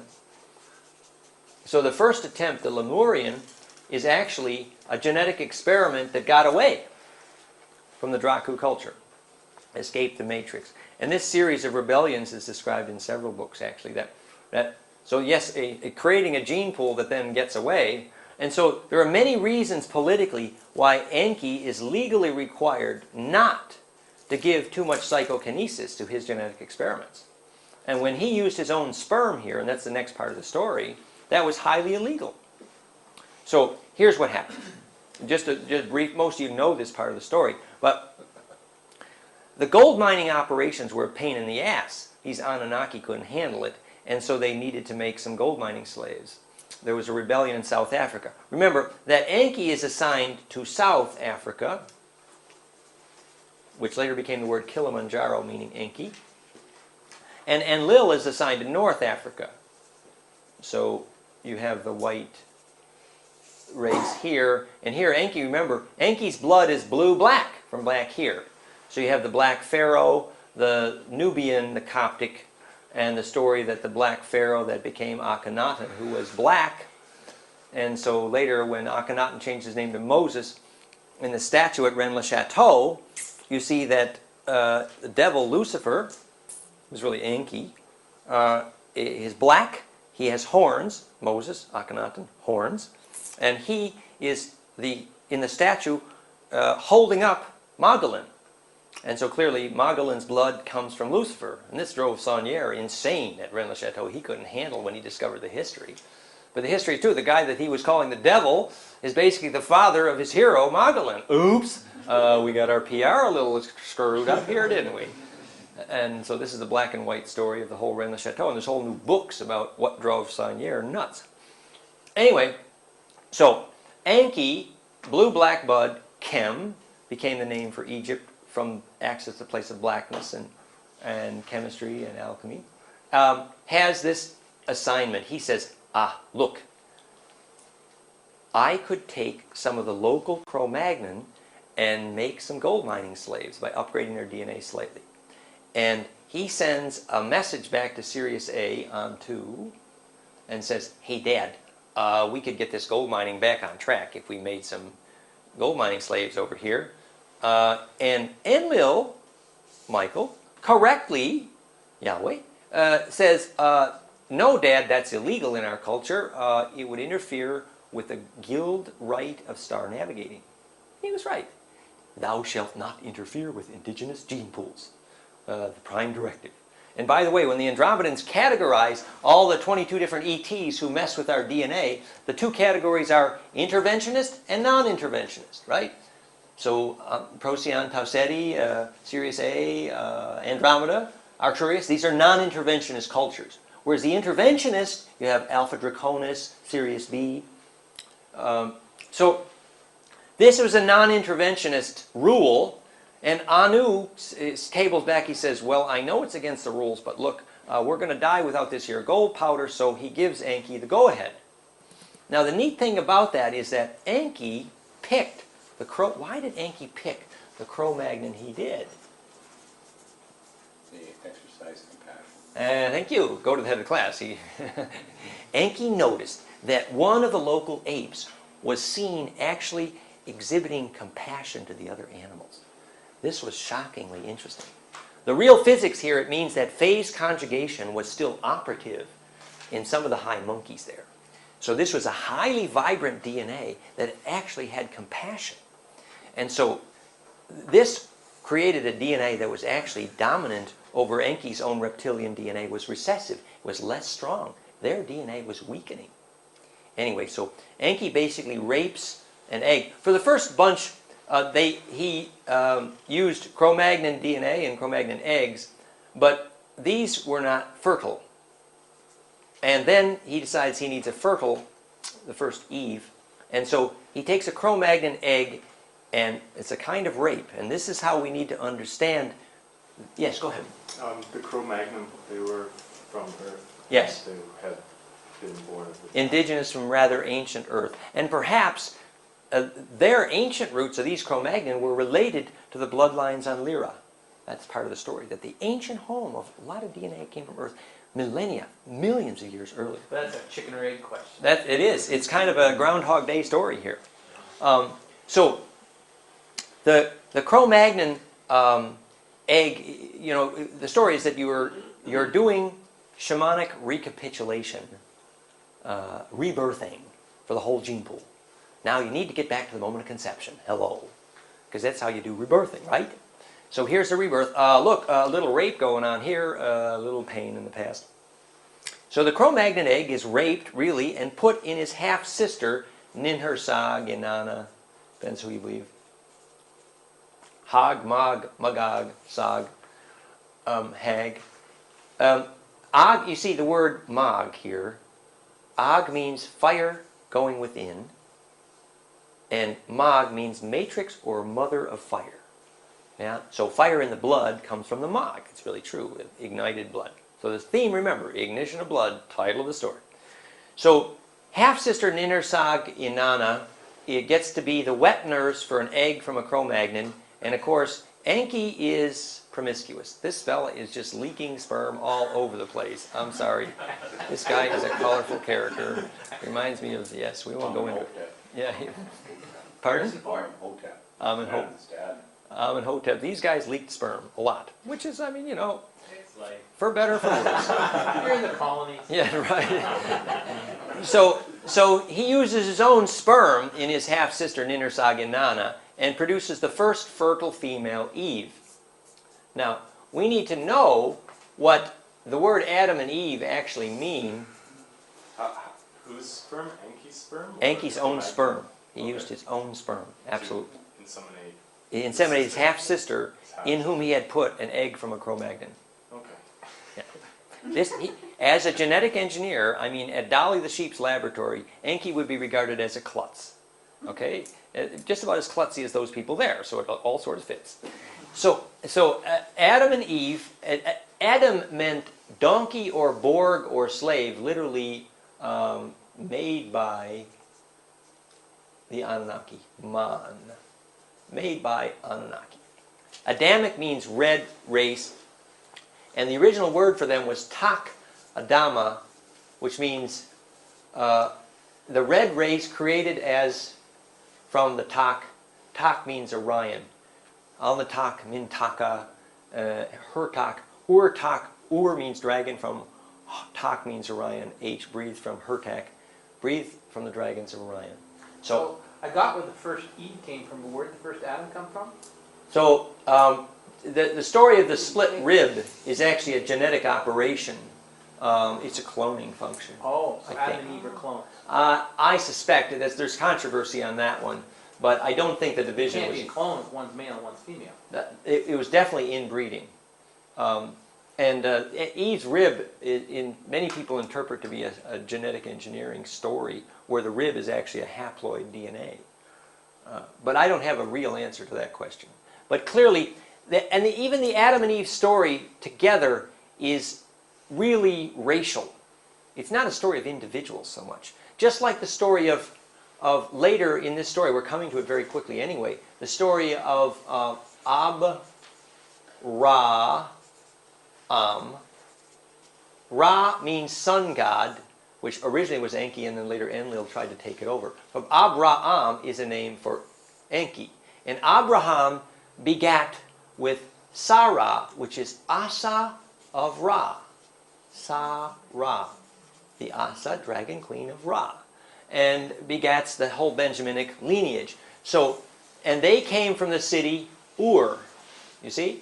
So this story, which biblically has been interpreted as the names of people, is actually the names of races. And many historians have now concluded that, and I think that's somewhat relevant here as well. This is a description of racial roots rather than individual persons so much, and needs to be interpreted as such. So in other words, in a way, they were growing in semi-vats, races. That this was a explicit attempt. It's like different versions of Bill Gates software, yes. That this is Enki trying to discover how to make the software work. And so it keeps on rebooting itself all the time. Exactly, and requires inbreeding to keep the shape-shifting capability. So now, the next part of this story would be basically all the different examples we have of what the bloodline Enki means. Now, here's the different names. Enki went by the word Ea, by the word Atun, by the word Enki, by the word Adonai, and later we have the words Poseidon and the Zeus story, whereas and it actually became called Lucifer, and later it became the word Baal, as in Beelzebub and Baalbek, and then it became the word Bo, as in Boheme and Bulgaria. So this side of the family had lots of names, many cultures. And this side of the family, Enlil, in Egypt, was called Amun. The Amun-Ra is in our word Amen. And these are the ones who murdered Akhenaten. And then Yahweh and Michael. So you have the Michaelic versus the Luciferic, and also the word Ahrimanic in the Steiner terminology, Ahriman. The Ahrimans like computers, the Lucifers don't. Pardon? Arion. Yeah, and very good. And the word Orion, Orion, Orion, and Arian. We know what the word An means. The word An means sun god. Ori means you have golden radiance in your aura. Fractality in the charge radiance. Orion. So an Orion, Arion, Orion is one who has radiant, implosive, a gold mane on the lion. Yeah, we were talking last night. The star elders of these Anunnaki were called the Leonines, the Sekhmet, the secret places of the lion, the Kathmandu, the Sphinx, the lion gods. Dan, would you comment on the difference in the suffixes between An versus Al? North American, Indian versus Oriental?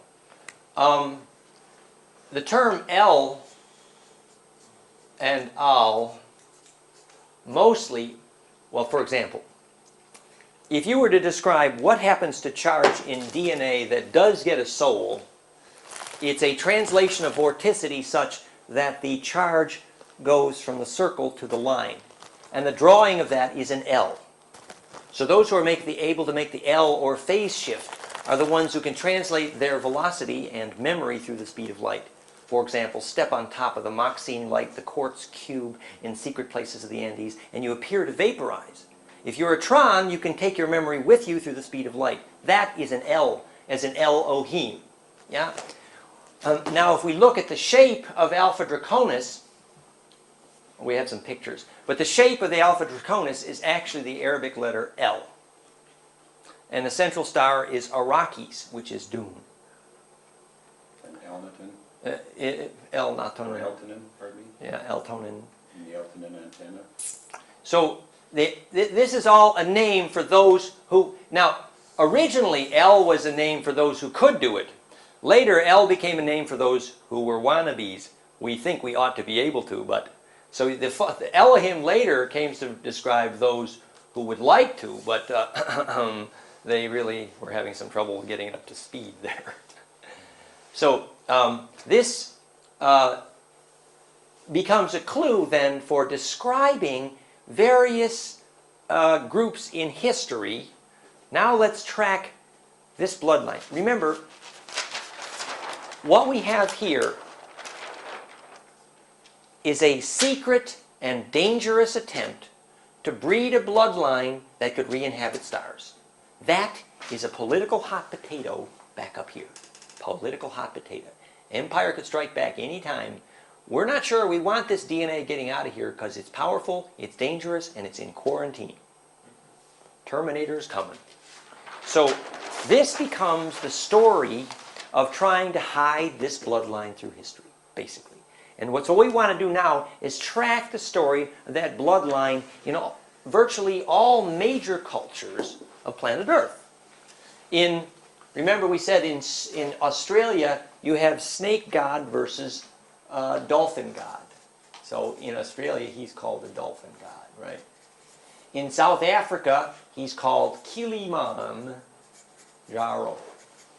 It's Enki. Credo Mutwa explained that to us. He was very helpful. And in Egypt, remember we've got the Atun versus the Amun. So, well, first we got to deal with Atlantis. So, in the descendants of Enki, his son was called Ningishida in Sumerian. Ningishida, spelled many ways. And in English, this became Thoth.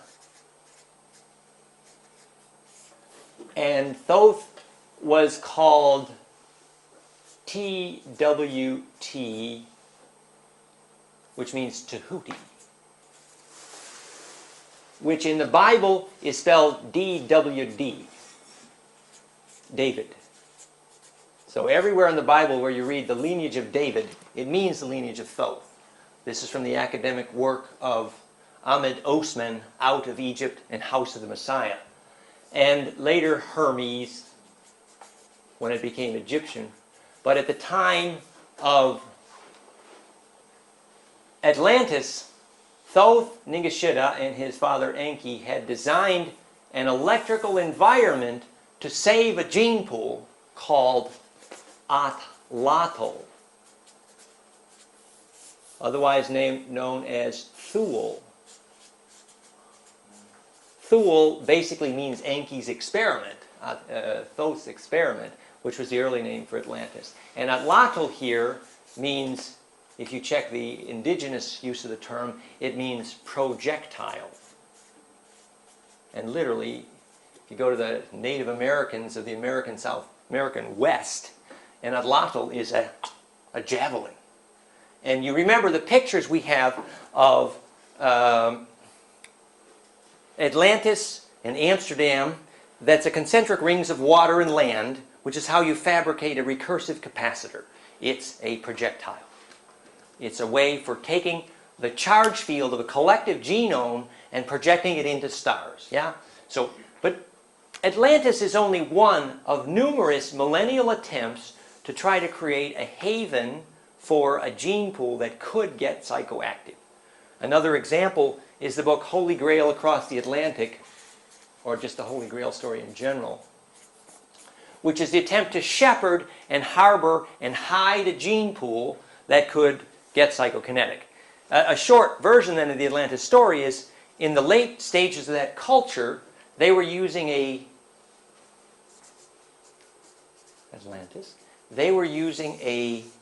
technology from Sirius A, which was a 6 and 8-sided quartz cylinder suspended in a vacuum and sonically triggered to implode to get voltage from gravity, called fire crystal or Tuoison, Tuoai, as elaborately described by Edgar Casey and discussed by the physicist Sutton from Maryland, the fire crystals of Atlantis, which created an electric field that could get voltage from gravity. It's related to the Moxine light. I don't know if you've ever heard of the Moxine light. It's an implosive, capacitive quartz crystal. And they even have pictures of the Labradovsky, do you know what it's called? Where they had a quartz cube that would appear to vaporize, create gravity. Anyway, the Tuoy stone was used originally as a fire that did not consume, related to the Vril story. This was a technology to couple the gravity field for the voltage to motorize a culture. Sadly, and this came from Sirius A, and they were basically klutzes in using this stuff. They weren't that good at it. They didn't have long memory. But sadly, they used the electric field, which had high frequency microwave and RF components. They used it then to enslave people. Lots of people, millions of people were enslaved in Atlantis with the crystalline technology of the priests. And the priests involved were the Amun priests, who later migrated to Egypt. So they misused this technology, misunderstood its frequency signature, misunderstood its ability to phase lock their own tectonics. And so that the gravity decay of Atlantis is directly related to failure to ignite DNA. So basically, Atlantis, as a place to grow up a gene pool into stars, didn't quite make it. So this then, the fragments of the Atlantean culture became, of course, the Titicaca story, and the Egypt story, and the India story. You kind of know that piece of the puzzle. The thing that's interesting in these various cultures, let's take the various cultures. In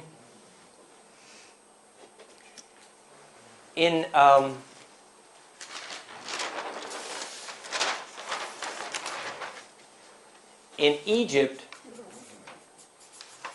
the line was called Ptah. And Ptah came from Thuth Moses. Thuth Moses is actually a name for sons of Thoth. Moesha means son of Thoth. And Thuth Moses was a name for the kingship line of Egypt. And Ptah was a name for Enki's ancestors. And Kem, the original term for Egypt, meant the place of the black bloods, which was Enki, basically. And later, Atun, which means Enki, became Aku,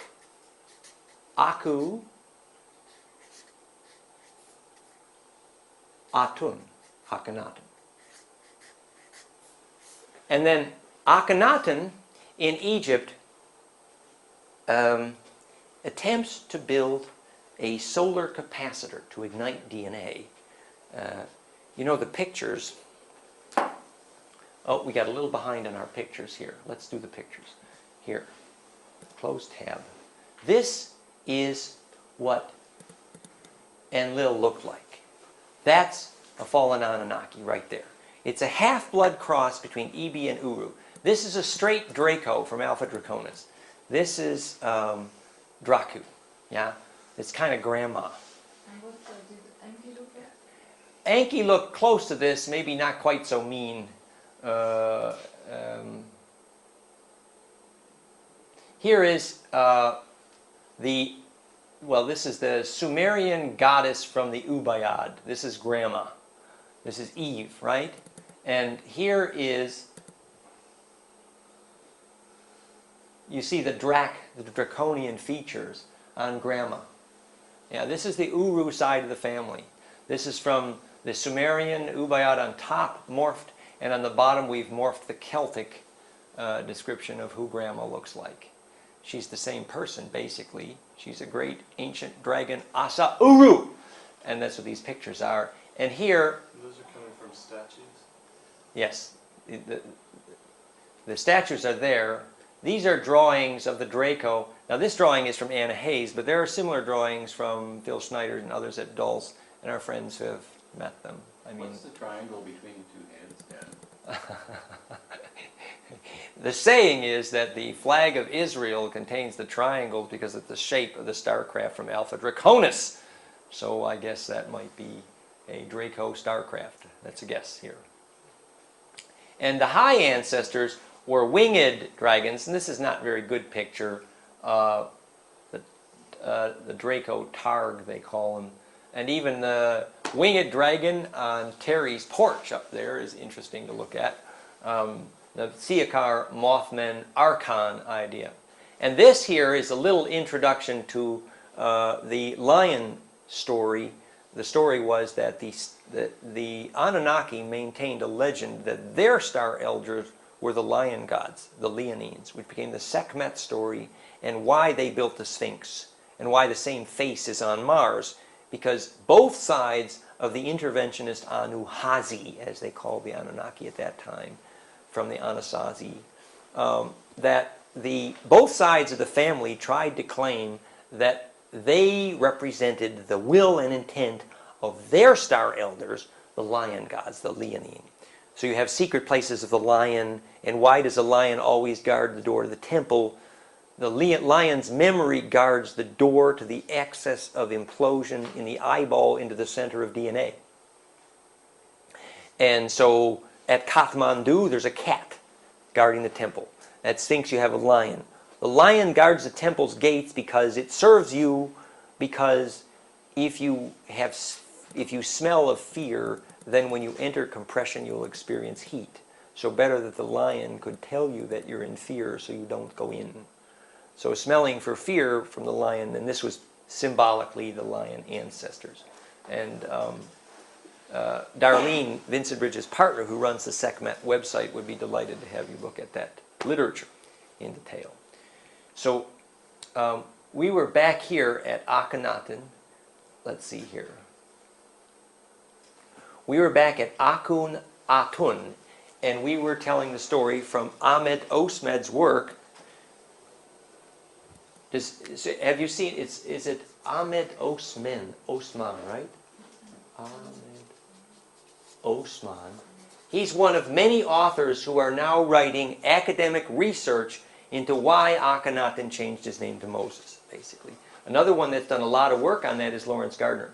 Ahmed Osman's book were called Out of Egypt, House of the Messiah, and there's other books now. So if Akhenaten was dispelled or dispatched by Amun, how did the story of Moses continue? That's the story where we're about to tell. That's fun. Thank you. The story is that Akhenaten was basically straight Syrian blood, and he was so ugly they couldn't get a woman to have sex with him. So they used artificial insemination aboard a starcraft from Sirius A. I actually believe that story. The book on that is called God King Akhenaten by Daniel Stewart. Damn good story. Yeah. Because basically he had a very scoliosis of the spine, which I have some, and a very descended skull, which I have some, but not as much as he did. A cone head, basically. You know, his legs articulated backwards. Yes, and his legs articulated backwards, and big pelvis. He's a strange-looking dude. And this is a Syrian genetic experiment that is not so sustainable. And the guy was basically kind of nuts in some ways. Let's not over-heroize the guy. But anyway, Akhenaten had, his dream was, of course, monotheism. And he created a star map called Amarna, which is related to the story of Solomon's temple. Amarna was Akhenaten's attempt, and I'm going to soulinvitation.com/Peru here to show you some pictures of Amarna. Amarna was his attempt to make a solar capacitor that could ignite DNA. I mean, temple is basically a name for an environment of capacitance necessary to ignite DNA. Here's some of William Bueller's. This is called the Rochelle Grid. And here's it overlaid on Arthur's Seat in Edinburgh. I mentioned William Bueller. This is the Templar Agenda, the repair of the fabric of time, and the Rochelle Grid superposed on the body of Europe, for example. There's some more advanced pictures of this elsewhere. Notice the recurrent theme here. We're going to talk about this in the star map section, where the overlay of the pent hex becomes the map to Rennes-le-Chateau and Holy Grail. This is all those same ancient dragon ancestors trying to create an electric field to ignite DNA. Gave us the feudal system. The feudal system. Igniting DNA is our theme. So, and here's that same face on Mars and the penthex that became Mars and Washington, D.C. It came from the dragon culture attempting to ignite DNA with charge. So the picture we came here to look at, we found it. Amarna was basically the layers of an onion. It was a solar fractal capacitor. Became the myth of Solomon's temple in part. And look at other examples of solar fractal capacitors. Remember we talked about the place where the Anunnaki would go to get born and die. This is Machu Picchu. This is the bed. And it's lined up with the sun exquisitely. And on the 21st equinox, which was yesterday, the sun would arrive in focused charge compression, and it would be a time when birth and death was possible with electrical success. The physics appears to be that if you inhabit the center of a fractal, birth and death is electrically possible because charge packing and charge unpacking is the essential issue of conservation of memory at birth and death, which is why a Cherokee always looks for a hill fractal to the mountain behind it for the sacred burial ground. How do you explain Machu Picchu was built in, let's say, 1000 AD, and then the Anunnaki so was said to be 1200 BC, or is that incorrect? The Machu Picchu has several layers. The core culture here had this exquisite rock geometry, and the later buildings did not. I suspect a part of the sculpture is much older, but clearly Titicaca means tin mine, and that's what Enki's family was here for. And it fits the diaspora of the Anunnaki in their vril craft. They would have used these peaks. So the early history, I suspect, is directly an Anunnaki family retreat, basically. In any case, the physics lesson here is useful, that here we have what they call Intihuana's prism. And the local rock of the temple is perfectly the same shape as the mountain behind it. Intihuana's prism. Why would that be a prism? Because the shape of the mountain behind it with the stone in front with the same shape but smaller creates a fractal relationship that invites charge compression and creates sacred space right here in front of it. And from that kind of space you could get born or die. So the physics here is reinventing all hospitals to permit death, which is basically a place of charge compression, fractal sacred space electrically. The opposite of today's hospital is the place to get born and die. Today's hospital is the worst possible place for birth-death because of the extreme electrosmog. So what's needed is the design of a solar fractal capacitor. And this is one of the expertise of the Anunnaki. I mean, they had some real skills here in terms of DNA growing. And so here's the morphology of Cusco, and you see the classic puma here. And the eye of this puma, aligned with the rays of the sun between equinox, is actually this fractal solar capacitor called Sexy Woman. I mean, Sachiwan, what's it called? Saxy Woman, right? Sexy Woman, we call it. Did Malku know that when he did those pictures? Or? Malku talks about the shape of the puma, and but I don't know if he really got into the electrical description. But he certainly has a lot of intuitions about that. He was very resonant to these ideas and helped us. And those pictures, yes, we need to credit Malku for these pictures, for that section of pictures. So we were... Is this an appropriate place to break for lunch in? We could, as you like, really. Well, the next part of this story is to track this through Greece, through Tibet, through all the different cultures and see the connections here. And we could easily do that after lunch. That's fine. Yeah. Yes? You were saying that Akhenaten was trying to create a star system. it's exactly new. Yeah. So I'm told that we should go for another half hour. Okay, we'll go for a few more minutes. Fine. We'll take a break. Okay. You asked the right question, dear. She says, was Akhenaten trying to create a star system? Akhenaten was trying to create an electrical environment where humans could accelerate the electric field of their aura into stars. Star temple. Amarna. A star map. What do you do with a star map?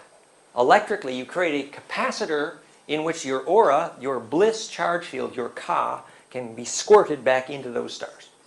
That's what so this was a good attempt. The problem was that he blew the checkbook. These damn bird tribes, they never could handle a checkbook. They were the klutzes, right? Yeah, the King Ludwig. He just messed with the checkbook. Horrible. So the Amun-Ra priest, remember, the very lineage of this side of the family, these are the guys who run the checkbook. They know about checkbooks, right? That's they can handle. They're the bankers, the very origin of banking, yeah? So when Akhenaten has completely wrecked the checkbook, that gives the Amun-Ra priests, the Amun priests, who represent Enlil, a chance to retake power. So the Amun... They set him up. They set him up. No, he's on their side. Well, Akhenaten, who do you mean who's on their side? Akhenaten is. The way I understood the story was Akhenaten... I know. He's a good guy, but he's not. Well, Akhenaten was schizophrenic, actually. He had lots of troubles. He was psychologically unstable. It's actually very clear. Yeah. But in any case, the situation now where he has blown the checkbook means the Amun-Ra priests get the upper hand, and he has to run for his life. Yeah. And so at that point, the Amun priests make it a crime punishable by death to pronounce the word Akhenaten. So he is called by the shorthand Moeshish, Moses, which simply means son of. In this case, son of the Pharaoh. In the bloodline of. In the same way that Bar is in Barbara and Simon Bar Jonah. Bar means son of. Lineage of Barbar, the barbarian. So, Akhenaten changes his name to Moses and runs for his life. But the neat thing is he did get one thing together. He took the money. So, and the money here is not just the truckloads of gold. The money here is the Ark of the Covenant. No wonder they were chasing him. Oh, yes, big time. What happens is that the Ark of the Covenant is a nonlinear orgone accumulator. It's a capacitor, stone and gold, properly layered. And the Ark has an electric meaning. It also has a form of wood in it. The wood is a perfect biologic dielectric. You have to have the biological and the metal and the biological. That's right. Acacia. Acacia, which is a profoundly close-grained, excellent biologic dielectric. So the Ark of the Covenant is a technology from Sirius A, which was commonly used to fabricate the DC spark necessary to make gold powder. So this is the generator engine for making money. So later, this is how the pharaohs really got their big bucks. They would make gold powder and sell it to the royal families all over the planet. And the Essenes did the same thing, which Moses started. So Moses runs out, takes the Ark of the Covenant with him, and starts the Essenes. Is this what's being played out in the Middle East, this aspect of the story? Well, I realize it goes in many levels, but it does. This is going to piss some people off. So what? In the Middle East, you have Uruk, which is called Iraq, and Uruk was a repository of other of the Sirius A technologies, which was the dolmenic structure for eliminating cellular aging. And boy, does George Bush need that equipment, because he's losing it fast, right? I mean, this gives you a little flavor. The whole bloodline which George Bush represents is desperate to get the last pieces of the Sirius A technology, which was mining equipment. And the mining equipment had to do with preventing cellular aging.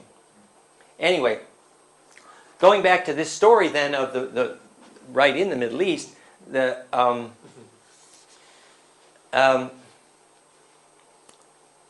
I have to say that we forgot one piece of this story, is that when Enki and Enlil first made their nuclear war in the Sinai, where you can still see the molten glass today, they so angered the half-sister Inanna Ninhursag that she takes off for the Orient.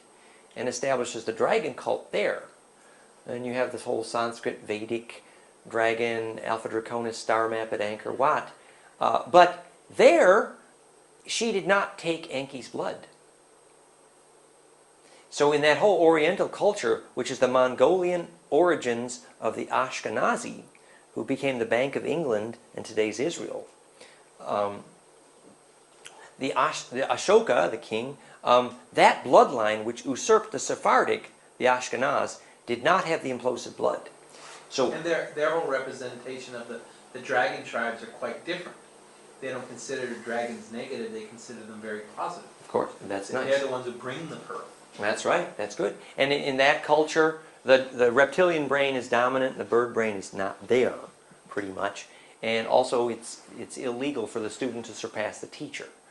And that whole meaning of that is the difference. And their language is pictographic instead of linear. Yes, which would be the more reptilian brain dominant kind of neurolinguistic programming. So we're going to come back to that then when we get to the origins of Sanskrit and this Tibetan connection with Bon Po. That's why I wanted to mention that, because that's before this. Yeah, we're now in the birth of the Essenes, and so basically the son of Moses is called Joshua, later called Jeshua, which is Tut, which is Jesus. Now, I know there's several hundred years between the story of Jesus and between the story of Jesus and Moses and the story of Akhenaten and Joshua. However, if you read Ahmed Osman, he explains in detail how the Roman Catholic Church covered that lie, in great detail. And one table from that chart, just to give us the flavor, in soulinvitation.com/invasion, he has the genetic lineage of the Egyptian kings with a crossover to the Hebrews. And let's see if I put that in the right place here now. Again, at Invasion Index. That chart from Ahmed Osman. Yeah, there it is. Look at that. I even found it. Am I good? Okay, here we go. The Israelites and the royal house of Egypt. Now, this is Ahmed Osman and Book Out of Egypt and the other text. Let's see. Unfortunately, with this viewer in Firefox, I can't change the scale easily. But notice that the Thutmose line, Thutmosis, which is the name of the royal kings of Egypt, was David, TWT, Thoth, Tahuti, Thutmose. And this line comes down, and here you see the start of the Solomon bloodline from Thutmose IV. And the bottom of this is kind of the fun part.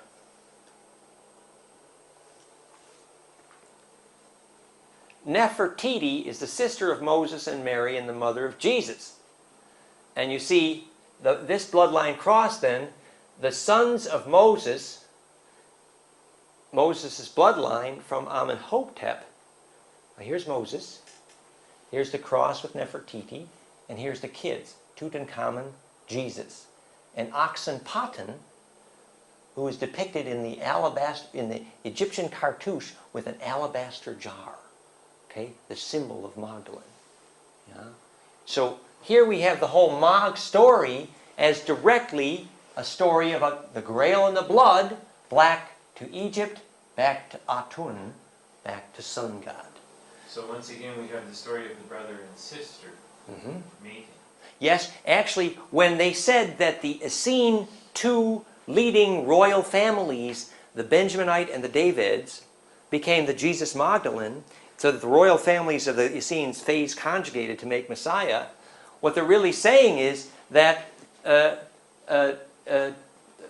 Akhenaten's children became Moses, the founder of the Essenes, and monotheism, unified field physics, and that phase conjugated to become Tutankhamun Akhenaten.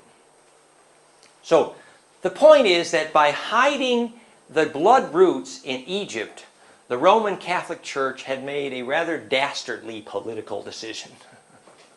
And that's what Ahmed Osman is explaining pretty well, I think. namely that at the time of the Council of Nicaea, was it Constantine? Which Roman emperor was it that ran the Council of Nicaea? Yeah, Constance. Constantine. Yes, he decided. Well, gee, it's pretty expensive to be babysitting all these religion wars, and why don't we make a state religion? Roman Catholic. And so he invited all the bishops in to have an argument, and then he told anybody that didn't agree to hack off the Egyptian roots would be killed. So the bishops who voted yes got to have their money, and the bishops who didn't agree got to be dead. And that's the origin of the Roman Catholic Church, really. And at that point, the Egyptian origins of the bloodline were officially made illegal, punishable by death for anybody who whisper that. And what you need to understand is the history of banking is the other side of the family. And they're always jealous that Enki had to fund DNA, and so they had to keep covering it up, basically. I mean, there's lots of levels to that description. So at that point, the religion is disempowered for the feminine, the meaning of Magdalene in terms of her ancestors, that induces a huge schizophrenia, which is painful to the shamanic roots of our whole bloodline, which is why it's so important to go back to see these shamanic roots. Now, if we see where this goes, then Tutankhamun goes out to try to save the life of his father in the desert and ends up strung up in a tree, crucified, by a guy named Panhasi. Is it Panhasi? Anybody remember? And you can read in the Jewish text, the guy who killed Jesus is actually an Egyptian Amun priest. So this story of the Essene roots then becomes, remember the Benjamin line, you know, Joseph had the cup of many colors, the coat of many colors, which means raiment or braid in his DNA. Many colors in his coat. Joseph's Technicolor coat, you know what that is? How many recursive braids are in his DNA? And then how charged radiant would be his ultraviolet and capacitive field. And the harmonic inclusiveness of his aura electrically. And Benjamin had the gold cup in the seeds. Remember the story of Benjamin? The gold cup was hidden in the seeds. The gold cup is the grail of charge fractality in the roots of his genetic seed, the sperm. And the Benjamin line becomes the story of Magdalene, which we now know is Oxenpotin. And the Benjamin line then becomes the story of Arcadia. These are the gold eaters. These are the gold eaters, yes, yes. That Arcadia is the Greek descendants of the Essene Benjamites. And this becomes Et in Arcadia Ego in Holy Blood, Holy Grail. Arcade means those of the branch, like the word Skion and Sion and Zion means those of the branch. Skion means to branch, as in the word science. To branch perfectly, which relates to our word divine. Anyway, the Arcadia became known as the Bow, as in the Boheme and the Bugaresh, Bugarat, and the Bulgarian. And so this Bow line became the story, always this descendants of this lineage. So repeatedly we're tracking this through history. We're tracking the repeated attempts to create a psychokinetic bloodline in a culture where that is essentially illegal. You know, in a George Bush culture, it's almost illegal to get bliss. Everything possible is done to prevent bliss. Vaccination, metal cities, fear, dead food. The entire culture is exquisitely designed to prevent all DNA from imploding. That's why we're going to break for lunch. Okay. Go have some bliss. Okay. Thank you very much. Yeah.